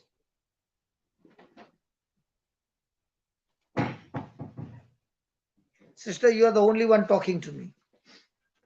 All these people stop talking to me. Can we talk, sister? You're from India? No, I'm from Malaysia. I was actually a convert. Oh, I was the first one to become a Christian in my family. So you were a Buddhist? My mother started as a Taoist and she became a Buddhist. And when she became a Buddhist, I became a Catholic. oh, praise God. And today, God is good. And I believe and I quote the script, I claim in the promise of Acts of Apostles, it says, by my 1631. faith, my whole household will be saved. And thank God, my elder sister, the whole family, they are Catholics. My second brother and her daughter, they are Catholics. I still have a few more. And I believe that God will, we will all become children of God. Praise God. Praise God. And just to share with you, I had difficult times, getting my holiday to go home for my surgery and holiday. And I had to have a Zoom meeting with my congregation. And one of the sisters said that, oh, according to the doctor's letter, you may not need the operation. I said, where did you get it? Because the doctor clearly says that I need to go. And anyway, I said, continue reading. She continued. I said, yes, sister, I may not need the operation when I go home. And I've checked with the doctor and says that my valve is closed. It is through my faith that I pray and believe that Jesus healed me. Amen. Praise God. And today I'm so happy that I came here and I was prayed over, and I know that when I go back Praise for, God. for So to check all with the documents doctor, against you got cancelled. Yes. Praise God. and Jesus in the nailed end- it to the cross, Yes. including the doctor's report. and including my congregation views on me, that eventually I got to get home. I was really having a hard time to get permission to get home. We're back to Malaysia. Yeah. My team members are there in Malaysia. Oh, really? Can I have the contact? Yeah, surely That I I'll give you would, the contact. I love talks like that. In other words, I love charismatic. Praise God. Praise God. Right now, one of our member is teaching there in Malaysia for the whole month. In which part of Malaysia? All over, Kuala Lumpur. north, south, and even that you go by flight. What's that? If they are in Malaysia, if they can come, I live in Penang. And You can give me your I can- number. We I will. can They arrange are with still my there, parish church. so they will do it this time, not next time. After the service, you meet me. I'm going back on the 24th of October. No. After this You mean service, after this. this, Okay. within a week we'll be there. Ah, okay. We are very fast. Do you know we Indians, we only look for Yeah. opportunity. So you will hear from us that that person has come to your congregation, met them, and finished the job as well. Hallelujah. Praise the Lord. That's why you can see the schedule that we have. Is it different? Yes. It's called an Indian schedule. Hallelujah. Praise the Lord. Okay. Thank you, Jesus. Thank you, Jesus. So 602. Yeah. Let's begin. Consequently, Saint Peter, Saint Peter they formulate the apostolic faith in the divine plan of salvation in this way. You were ransomed from the futile ways inherited from your fathers. So is it true? Yes. Yes. Did we inherit the sin nature from Adam? Yes. Then With With precious blood of Christ, like that of a lamb without blemish or spot. He was dispensed before the foundation of the world, but was made manifest at the end of time for our sake. praise God. Now let's go to 1 Peter 1, 18 to 20.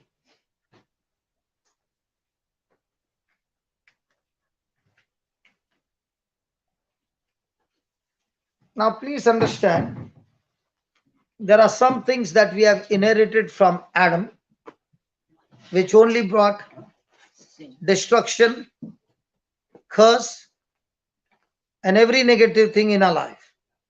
So when you're going to read what Jesus has brought, remember, he has cancelled all that and he has given us what? His life.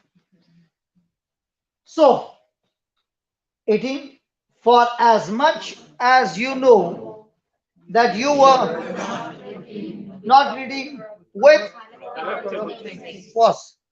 Gold is corruptible. Gold. Does it come under corruptible or incorruptible? Corruptible. Diamonds? Euros? Corruptible. All things that you see. Corruptible. So he's saying, as you know, you were not redeemed or ransomed with as Silver and gold. from your, Vain conversation received by revelation from your fathers. but you were With the precious blood of Christ, purchased with the precious blood of Christ as of a lamb without blemish and without spot. So do you believe that you have been already ransomed? Yes. Okay. Let me put it this way. There are 3 ladies walking on the road.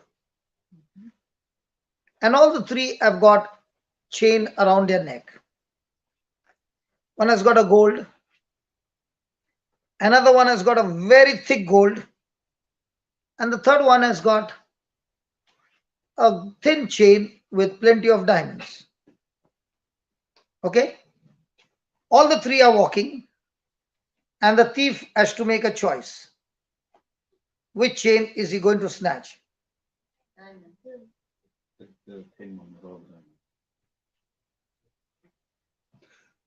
How many of you agree with this, brother? What did I say? He said thin with the diamonds.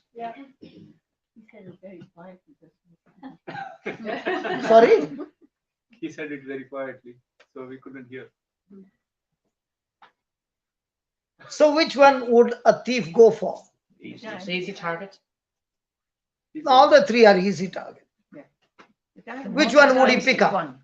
That is the diamond, Why does he want to pick up the diamond? because it's expensive. It's more expensive. It's the most So why do you think God had to pay such a big payment to buy us? because he loves us. Because he knows you are very, very precious to him. Yeah, it's true. And the world is saying, good for nothing, useless, duffer, this thing, that thing, and all those words.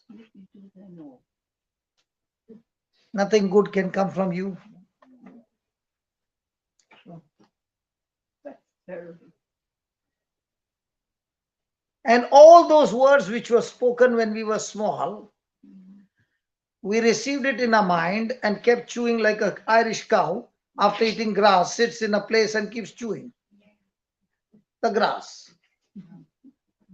The Irish cow is chewing the grass. We are chewing people's words.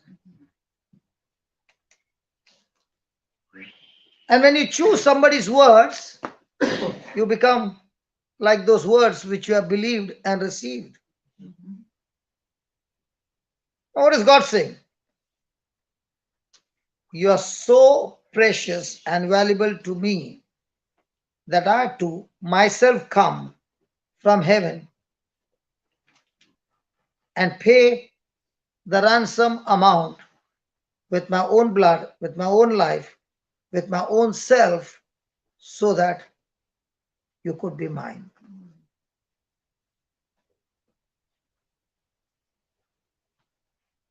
A story goes this way. A father and the son lived on a mountain. And the son made a small boat. And there was this stream of water. And he would put that boat over there. And then he would be walking and the boat would be going downstream. And it would be always gentle. And the son would be enjoying that game with the boat. He loved that boat so much that every day he had cherished in his heart.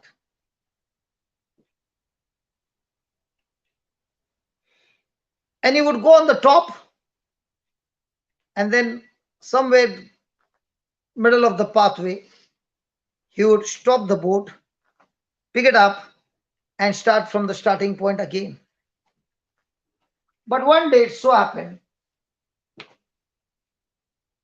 that at the end point, he could not get his grip on that boat, and the boat left him.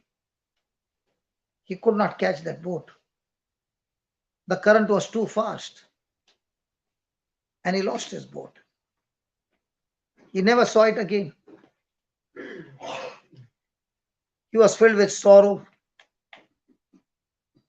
and he would talk to his dad about that boat. One day his dad said, "Come on, let's go to the city." So they came downhill and they went to the marketplace.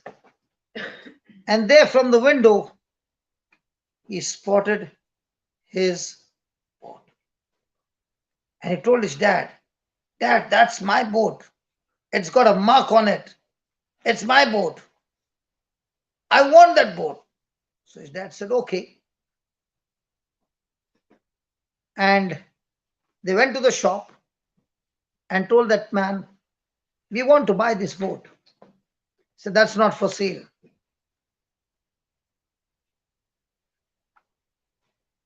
Then the shopkeeper said, "Okay." And he quoted a very high price. The son said, "I want my boat." And the father said, "Okay." He paid that high price and bought the boat. Once again, that boat was in the son's hand. He cherished that boat, kept it so close to his heart. And he said, "Once you were lost, but now I purchased you. You will never get lost again."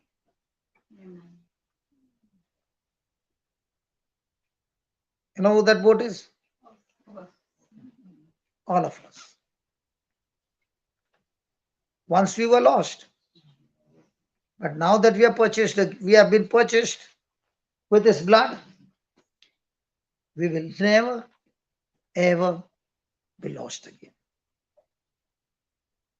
Wow. Is he playing with us every day?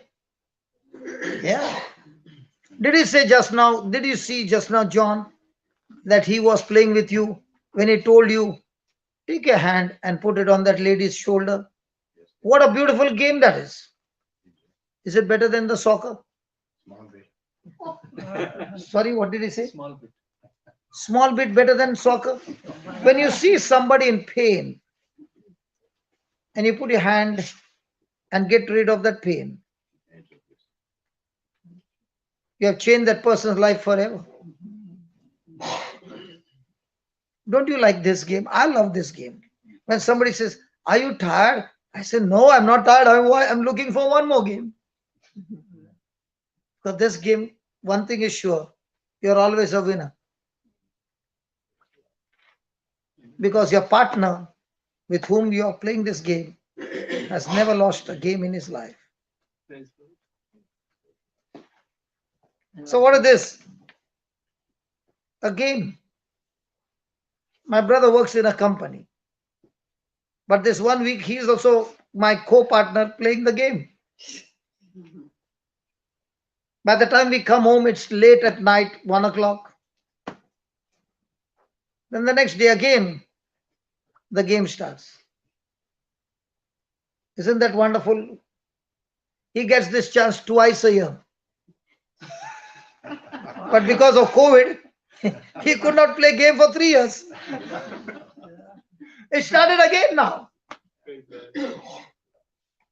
And I pray this time, the whole family goes to play this game. Praise God. Praise God. Are you his brother?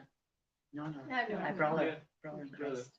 Oh, So just as John played the game, she played the game, we are all called to play this game.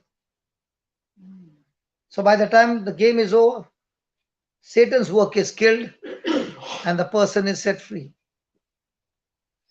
That's what I wanted to ask Noni. Your mother got healed, right? Yeah. That lady with the guitar is the one who was singing that hymn. What were you singing that day? The name of Jesus. Power in the name of Jesus. There is power in the name of Jesus. Break every chain. Yeah. She did not know that she could play the game with the guitar. How's your mom now? I haven't been talking to her today. She said, well, yesterday she said she could see her face better in the mirror than before. Oh, Clearer. Her own face. she wanted to see her face. So she's happy now Yes. that she can see her face. Yeah. What about you? Hmm. Are you happy that mom can see? Yeah. Now, what about you, Noni? Are you happy that you played the guitar and somebody's eyes opened? Yes. Are we Christians called to play this game to bring glory to God every day? Yes. But do we play this game? Sometimes. I love this game so much that I don't want to take a single day holiday.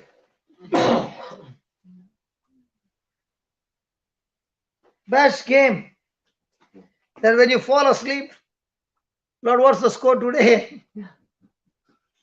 And I don't know how many of them watching right now live are also getting their healing in their homes. Would you like to join me with this game? yes. That's what he did.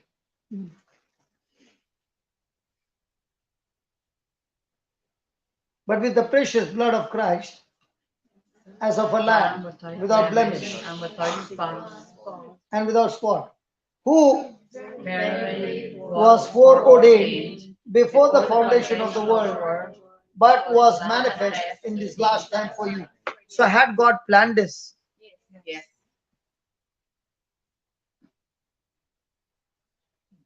So was it by chance that this happened, or was it a full-fledged planned game? Plan. Seeing, You have just seeing, you have. purified. How did you purify your soul? Your soul is where you take a decision. How did you purify your soul? By knowing the truth that I've been ransomed. I'm no longer a slave. I'm a child of God, purchased by his own blood. The price has been paid and bought. And now I don't belong to myself as well. My life doesn't belong to me. I've been bought by Jesus. But he doesn't treat me as a slave. He treats me as a child, his own child. Praise God. Seeing you have purified your souls, how? And obey the truth. Now, is it easy to obey the truth? Now, when you understand you are the righteousness of God, the sin nature is gone, you are no longer a rebel. Now, you got to teach your mind, you are once a time a rebel, not anymore, because now the Spirit of God in me has made me righteous. Now, example, we spoke the word and our back got healed. In the same way, you speak the word. Can your soul get healed? Yes. Can your thinking get healed? Yes. Can your thinking change? Yes. So for that, what do you need? The word of God. The word has to be spoken out of your mouth. So seeing you have purified your soul in obeying the truth, how? Through the scripture. So can you obey the word without the Spirit? No.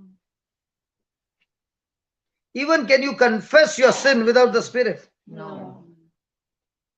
Because when there is a confession through the Holy Spirit, the person is convicted and there's a change in that person. Can somebody believe the scripture without the Holy Spirit? No. No. Can somebody understand the scripture without the Holy Spirit? No. So your fellowship with the Holy Spirit is what is going to make a big change. So, seeing you have purified your soul in obeying the truth through the Spirit unto unfeigned love of the brethren, see that you love. See that you love. One another. Human love, God love.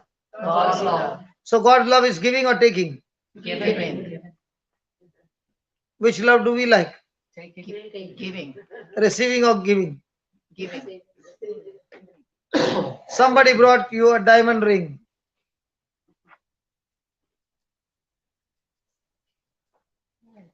The wife was a little annoyed, so the husband said, let me go and buy a diamond ring. And he went and gave it to the wife on one knee and gave it to her. You trying to bribe me? She takes the ring and throws it on his face. She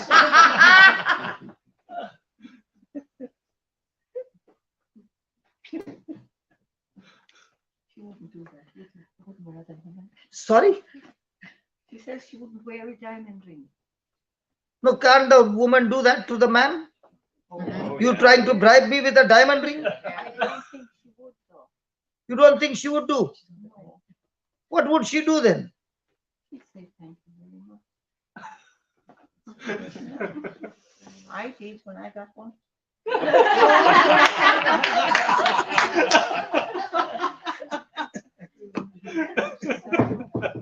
My God. Next time when you are there, I will change my examples. But you're right, you're right, you're right. She'll look at the diamond ring, wear it, and she'll say, you brought it for me? I love you. But I loved him anyway. Sorry? I loved him anyway. Yeah, you loved him anyway. Praise God. Praise God. So can a diamond ring bring the temperature from a high temperature low?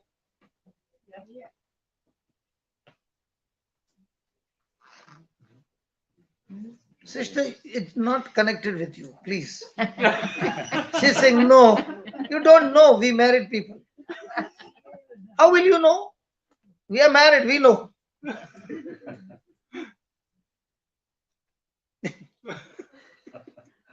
Praise God. Praise God. The human love is what? I receive something special, precious. I'm happy. Oh, well, it's only a sign that you love, isn't it? When you give a diamond ring.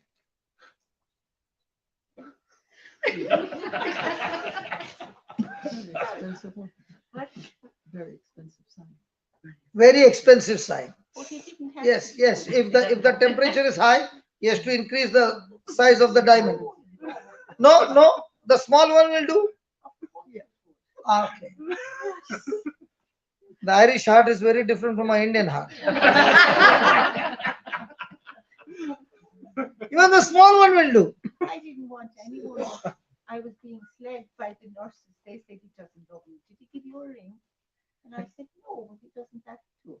And they said, that's just a sign he doesn't, he's only using you. No, no. This really happened. Yes, it really happened. Yeah. Oh,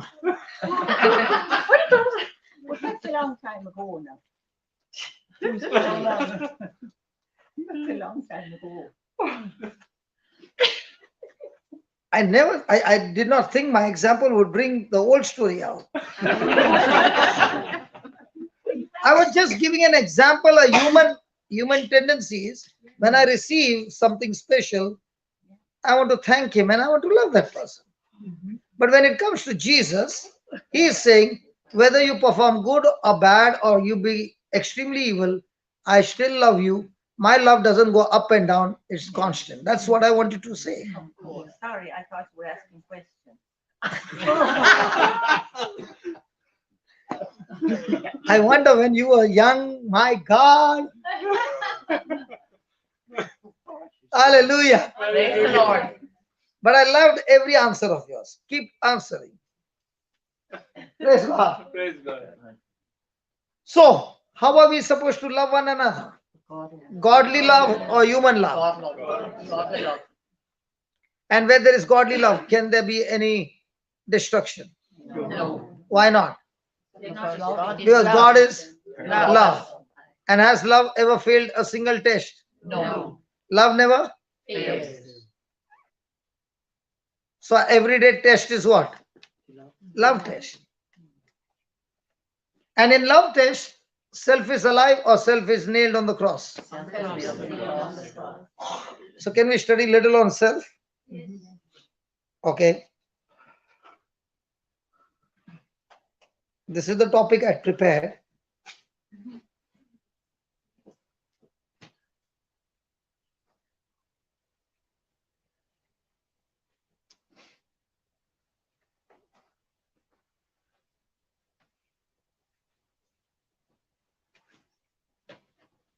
Brother Vijay, can you put it? I think I forwarded to you. The word file.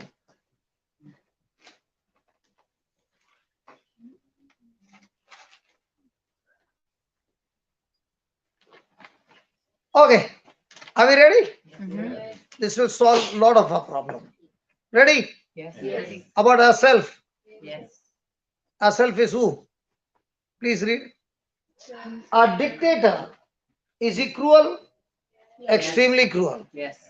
Who wants to rule over a life and keep us in bondage. Have you ever committed sin? What's the root? Selfishness. Did Adam and Eve fall into the trap? Yes. Yes. Why? Self-centeredness. Now, as long as they were God conscious, they continued to believe what God said. Thank you. They continued to believe what God said. The moment Satan came, he changed their attitude from God conscious to self conscious. He said, if you eat this fruit, you shall become like God. So every time you see there are two nature, God nature and Satan nature. God nature is all the time he's thinking about others, how to do good to others. What about Satan nature? All about me. If I don't get, grab it. steal it, beat it, but take it. That's Satan's nature. God's nature is to give. So from the time Adam disobeyed, this selfish nature got passed on, and this cruel dictator wants to rule over our life so that we disobey God and we remain in slavery, in bondage all our life. Now, had God given Adam and Eve the Garden of Eden, Yes. was everything good over there? Yes. Did they have a very fantastic life? Yes. The day they rebelled, what happened? Instead of health, sickness came. Instead of blessing, curse came. Instead of faith, fear came. Anxiety came. Bondage came. Sorrow came. Pain came. All this came when? When they turned from God conscious to self conscious. Praise God. So, who is your worst enemy? Yourself. Myself. Versus all the time self conscious. So, this dictator, that is myself, is my worst enemy. If I want to know who this dictator is, where do you go? You go and look into the mirror. Don't tell mom that, okay?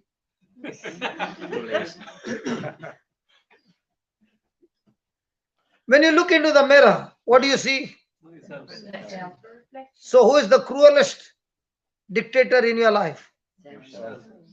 Has yourself made you take wrong decisions knowingly? Yes. And when you did that, did you get the effect of it? Yes. Was it good or extremely bad? Bad. What if you had to avoid at that time making those decisions what the self said? Would that make a big difference in your life? Yes. Now, from the time you got the gospel, is it a fight against that dictator? Yes. So, are you continually seeing to it that this dictator is nailed on the cross? If this dictator is ruling over you, then Jesus is on the cross. But if this dictator is nailed on the cross, then Jesus is in your heart, seated on the throne, ruling over your life. So, whom do you want to rule over your heart? So, do you need to, with your own choice, crucify that self? Yes, praise God. It is. So, is yourself a king or a queen? Who gives order? The king. So, when yourself is a king, will this self give orders in self benefit or others' benefit? Self-benefit. So, when a person is a Christian, is self the king or Christ the king? Christ the King. If Christ is the king, then will that self keep looking at my benefit or others' benefit? Others benefit. Now, when Jesus walked in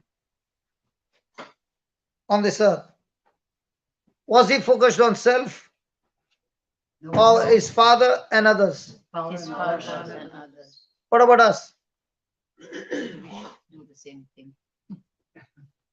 So, how are you going to experience a blessed life? The more and more you're focused on the Father and Jesus. others, Others. you're going to experience a blessed life. Now, when it comes to marriage, where are you focused on? God and family. Hmm? We're very focused on each other. Each other. We are. So, God first. on each other. No, Who is God. on the receiving side? Both. It's not, it's given. Now, which one is more? Giving side more or receiving side more? Given. He's not even talking to you. He's not even talking to you. You're saying, say giving, say giving. He's saying no.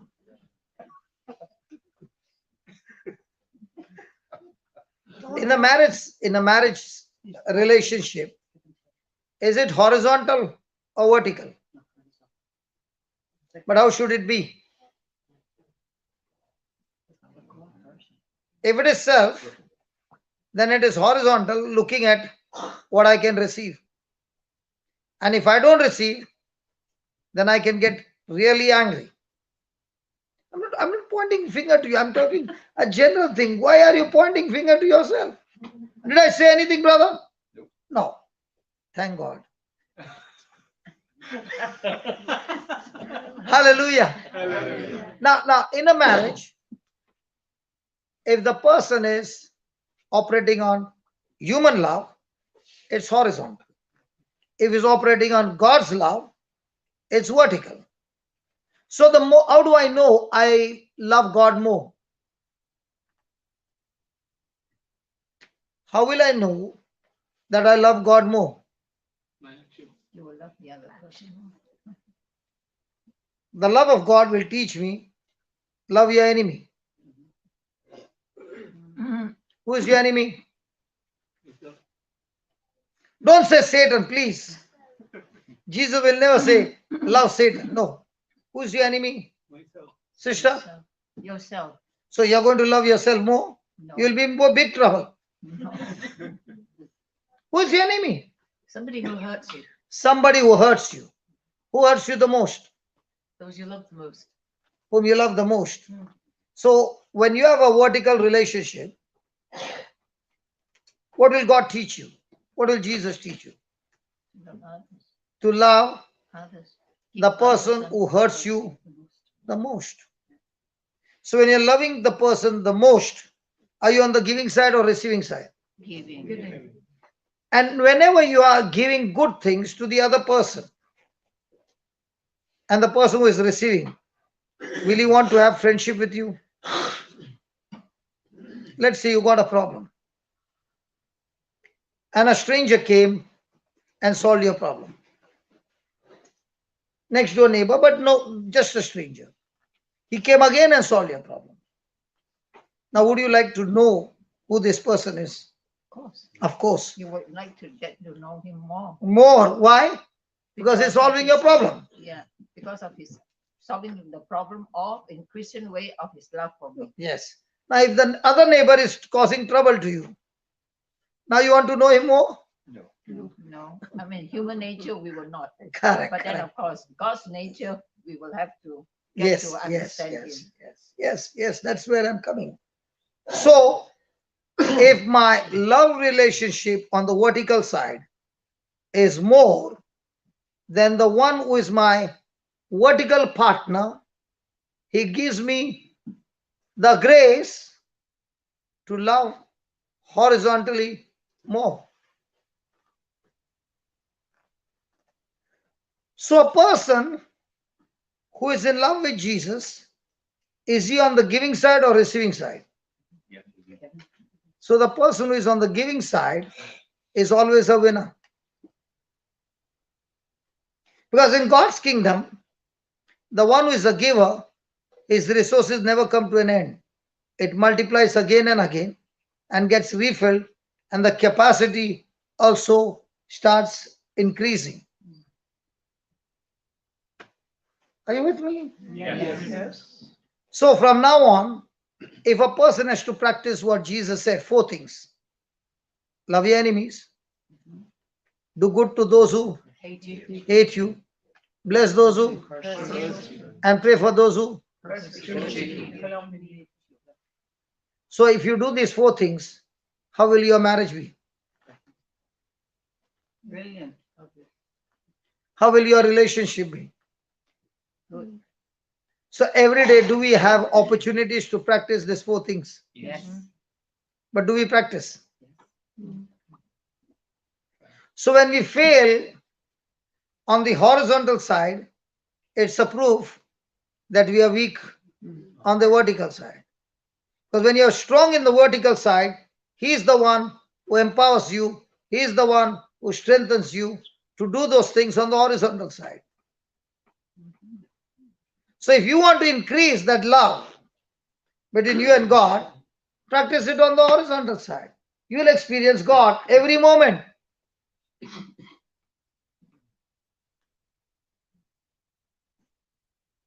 Hello?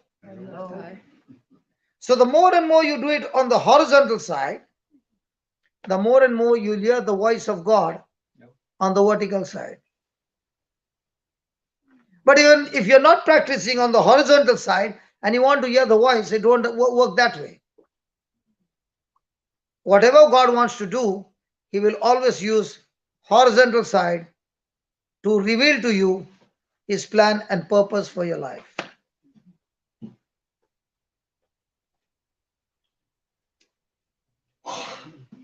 So do you have people around you with problems? Yes. Congratulations. So what's your job there? To create more problems for you. Then you're really hearing the voice of the stranger. What happened? What happened? Why are you laughing so much? Tell us also. Something happened there.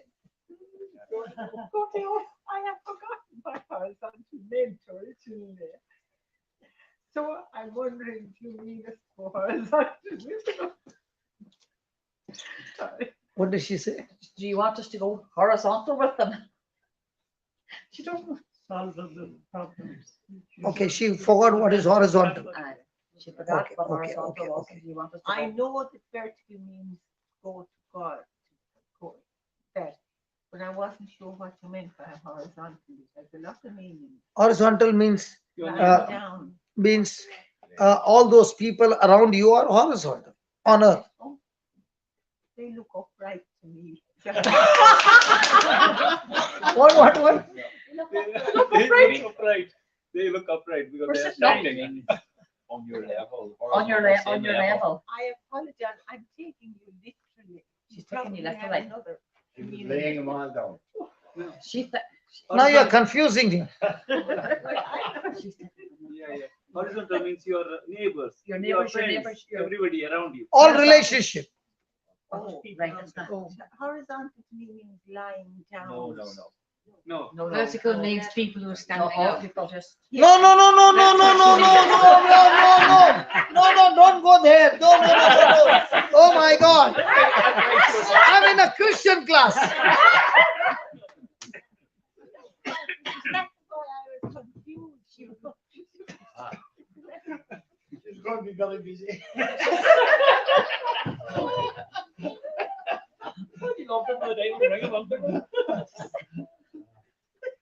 I am talking about horizontal means all people around you.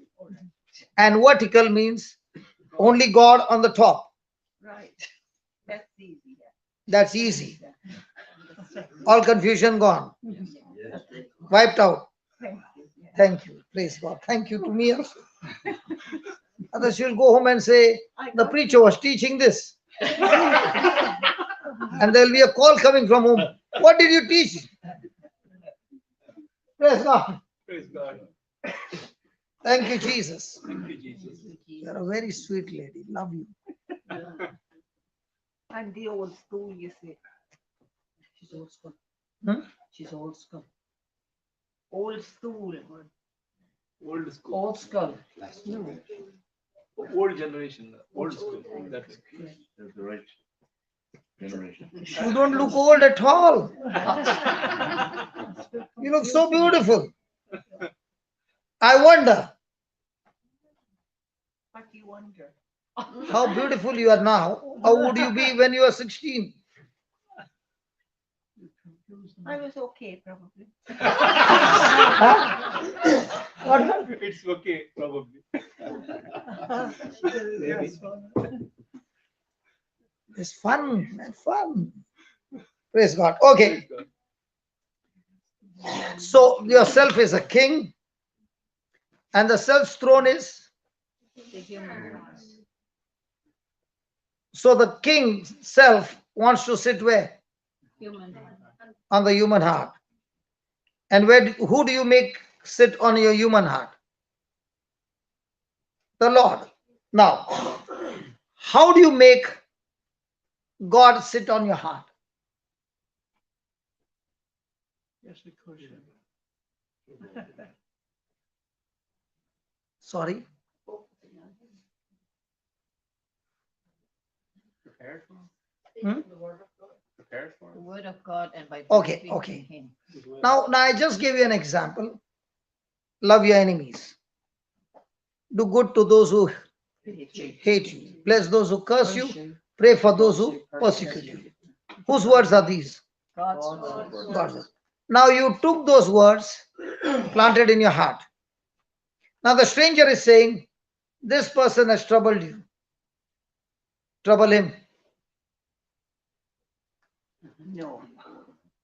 The stranger is saying this to you. Now if you give in to the stranger his word and you agree, who is in your heart now? Stranger. Stranger. But if you refuse to hear his voice, his word, and you submit and obey God's word, now who is in your heart? God's word.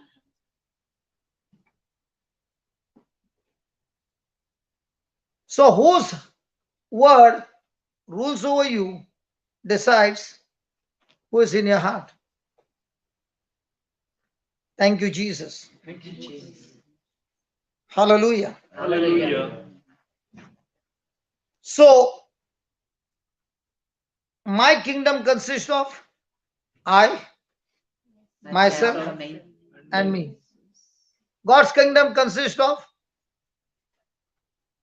God's word, God's will, God's desire in my heart. The kingdom of God is close at hand. Repent. Did Jesus say that? Yes. Repent means what? Change your thinking from self-conscious, self-centered to God-centered. So now your heart is replaced with God's word. So God's word says, forgive. Human word says, I'm ready to forgive only if he says sorry. Condition applied. I'm ready to forgive him only if he is going to change his life, then I will forgive him. Now, are these God's word? No. So who is sitting in the heart? Stranger. Sitting on the heart. Stranger. So do I need to check and recheck and be vigilant and be on the guard, guarding my heart? Yes. Because if the enemy can get into my heart, he can kill me in no time. And what's the gateway to enter my heart? My eyes, my ears, my mouth. They three are the very powerful gates. And if I open the gates to the enemy, he can get into my heart. What is myself going to do? Myself wants to be rebel against God and be extremely, extremely attractive towards the things of the world. So what's the battle now? The battle now is, who am I going to give my heart to? God, that is his word, or the stranger that is using my five senses to tempt me and trap me. Praise God. Praise God.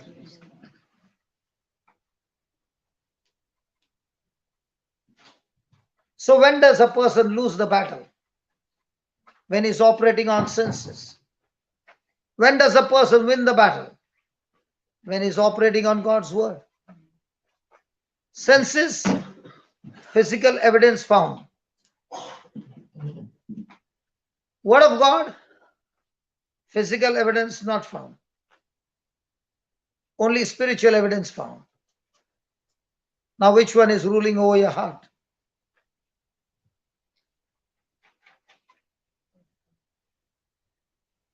Our life is governed by what? Physical or spiritual? Spiritual. Now, when you wanted the healing and you're opening your mouth and giving me even more details of what's happened to you, those words are increasing my faith or puncturing my faith? Should be increasing your faith. Should be. When you are giving me details of that sickness, No, I mean, like I'm talking about the positive side of no, it. when I asked you, do you have any pain? You said many Yeah. things. Mm-mm. Now, those many things, if I pay attention to, is it going to build up my faith or puncture my faith? Puncture your faith, of course. That's why I'm not interested in what you're saying. Yeah. I'm interested in what God is saying. Mm. So who is sitting on my heart? God. But if I hear what you're saying and take those words and start believing them, now which word is sitting on my heart? Your words. Mm. Are you following Yes. what I'm saying? Yes. So in our everyday life, do we get thoughts? Yes. Now those thoughts can be godly and ungodly. Yes. So whose thoughts am I receiving, chewing, meditating on? Decide who is sitting on my heart. Mm.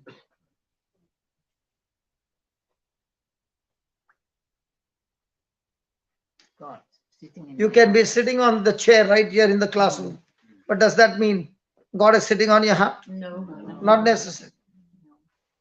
The stranger can take you on a trip and you don't even pay attention to what is being spoken. You are in some other place.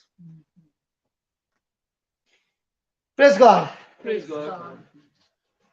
Second one, he comes from a Ministry that began with Adam and continues on down. So it all started with Adam. So Adam learned for the first time in the Garden of Eden that when God said, be fruitful, multiply, subdue, replenish, and have dominion. God spoke the word. Did Adam move into action based on that word? Yes. So did that word manifest? Yes. Yes. Now in the same way, Satan comes and gives him lies. Did he believe those words? Yes. Did he agree with those words? Yes. Did those words take action in him? Yes. Now whose word is sitting on his heart? Stranger. That's how Satan deceives us even today.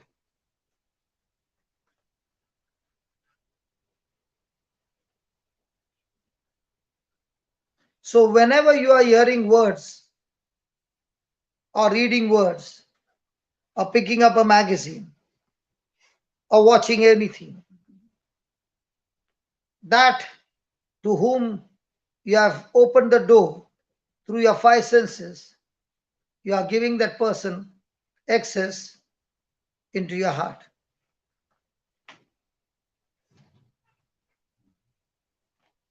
And that's why the Bible says, guard your heart with, be vigilant and guard your heart. Why? Out of the heart flows issues of life.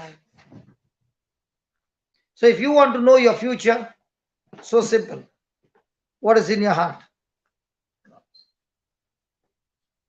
And if God's word is ruling over your heart, and God's word is being fed in your heart, and you're living by those words, no matter how bad your situation is today, it can never remain the same.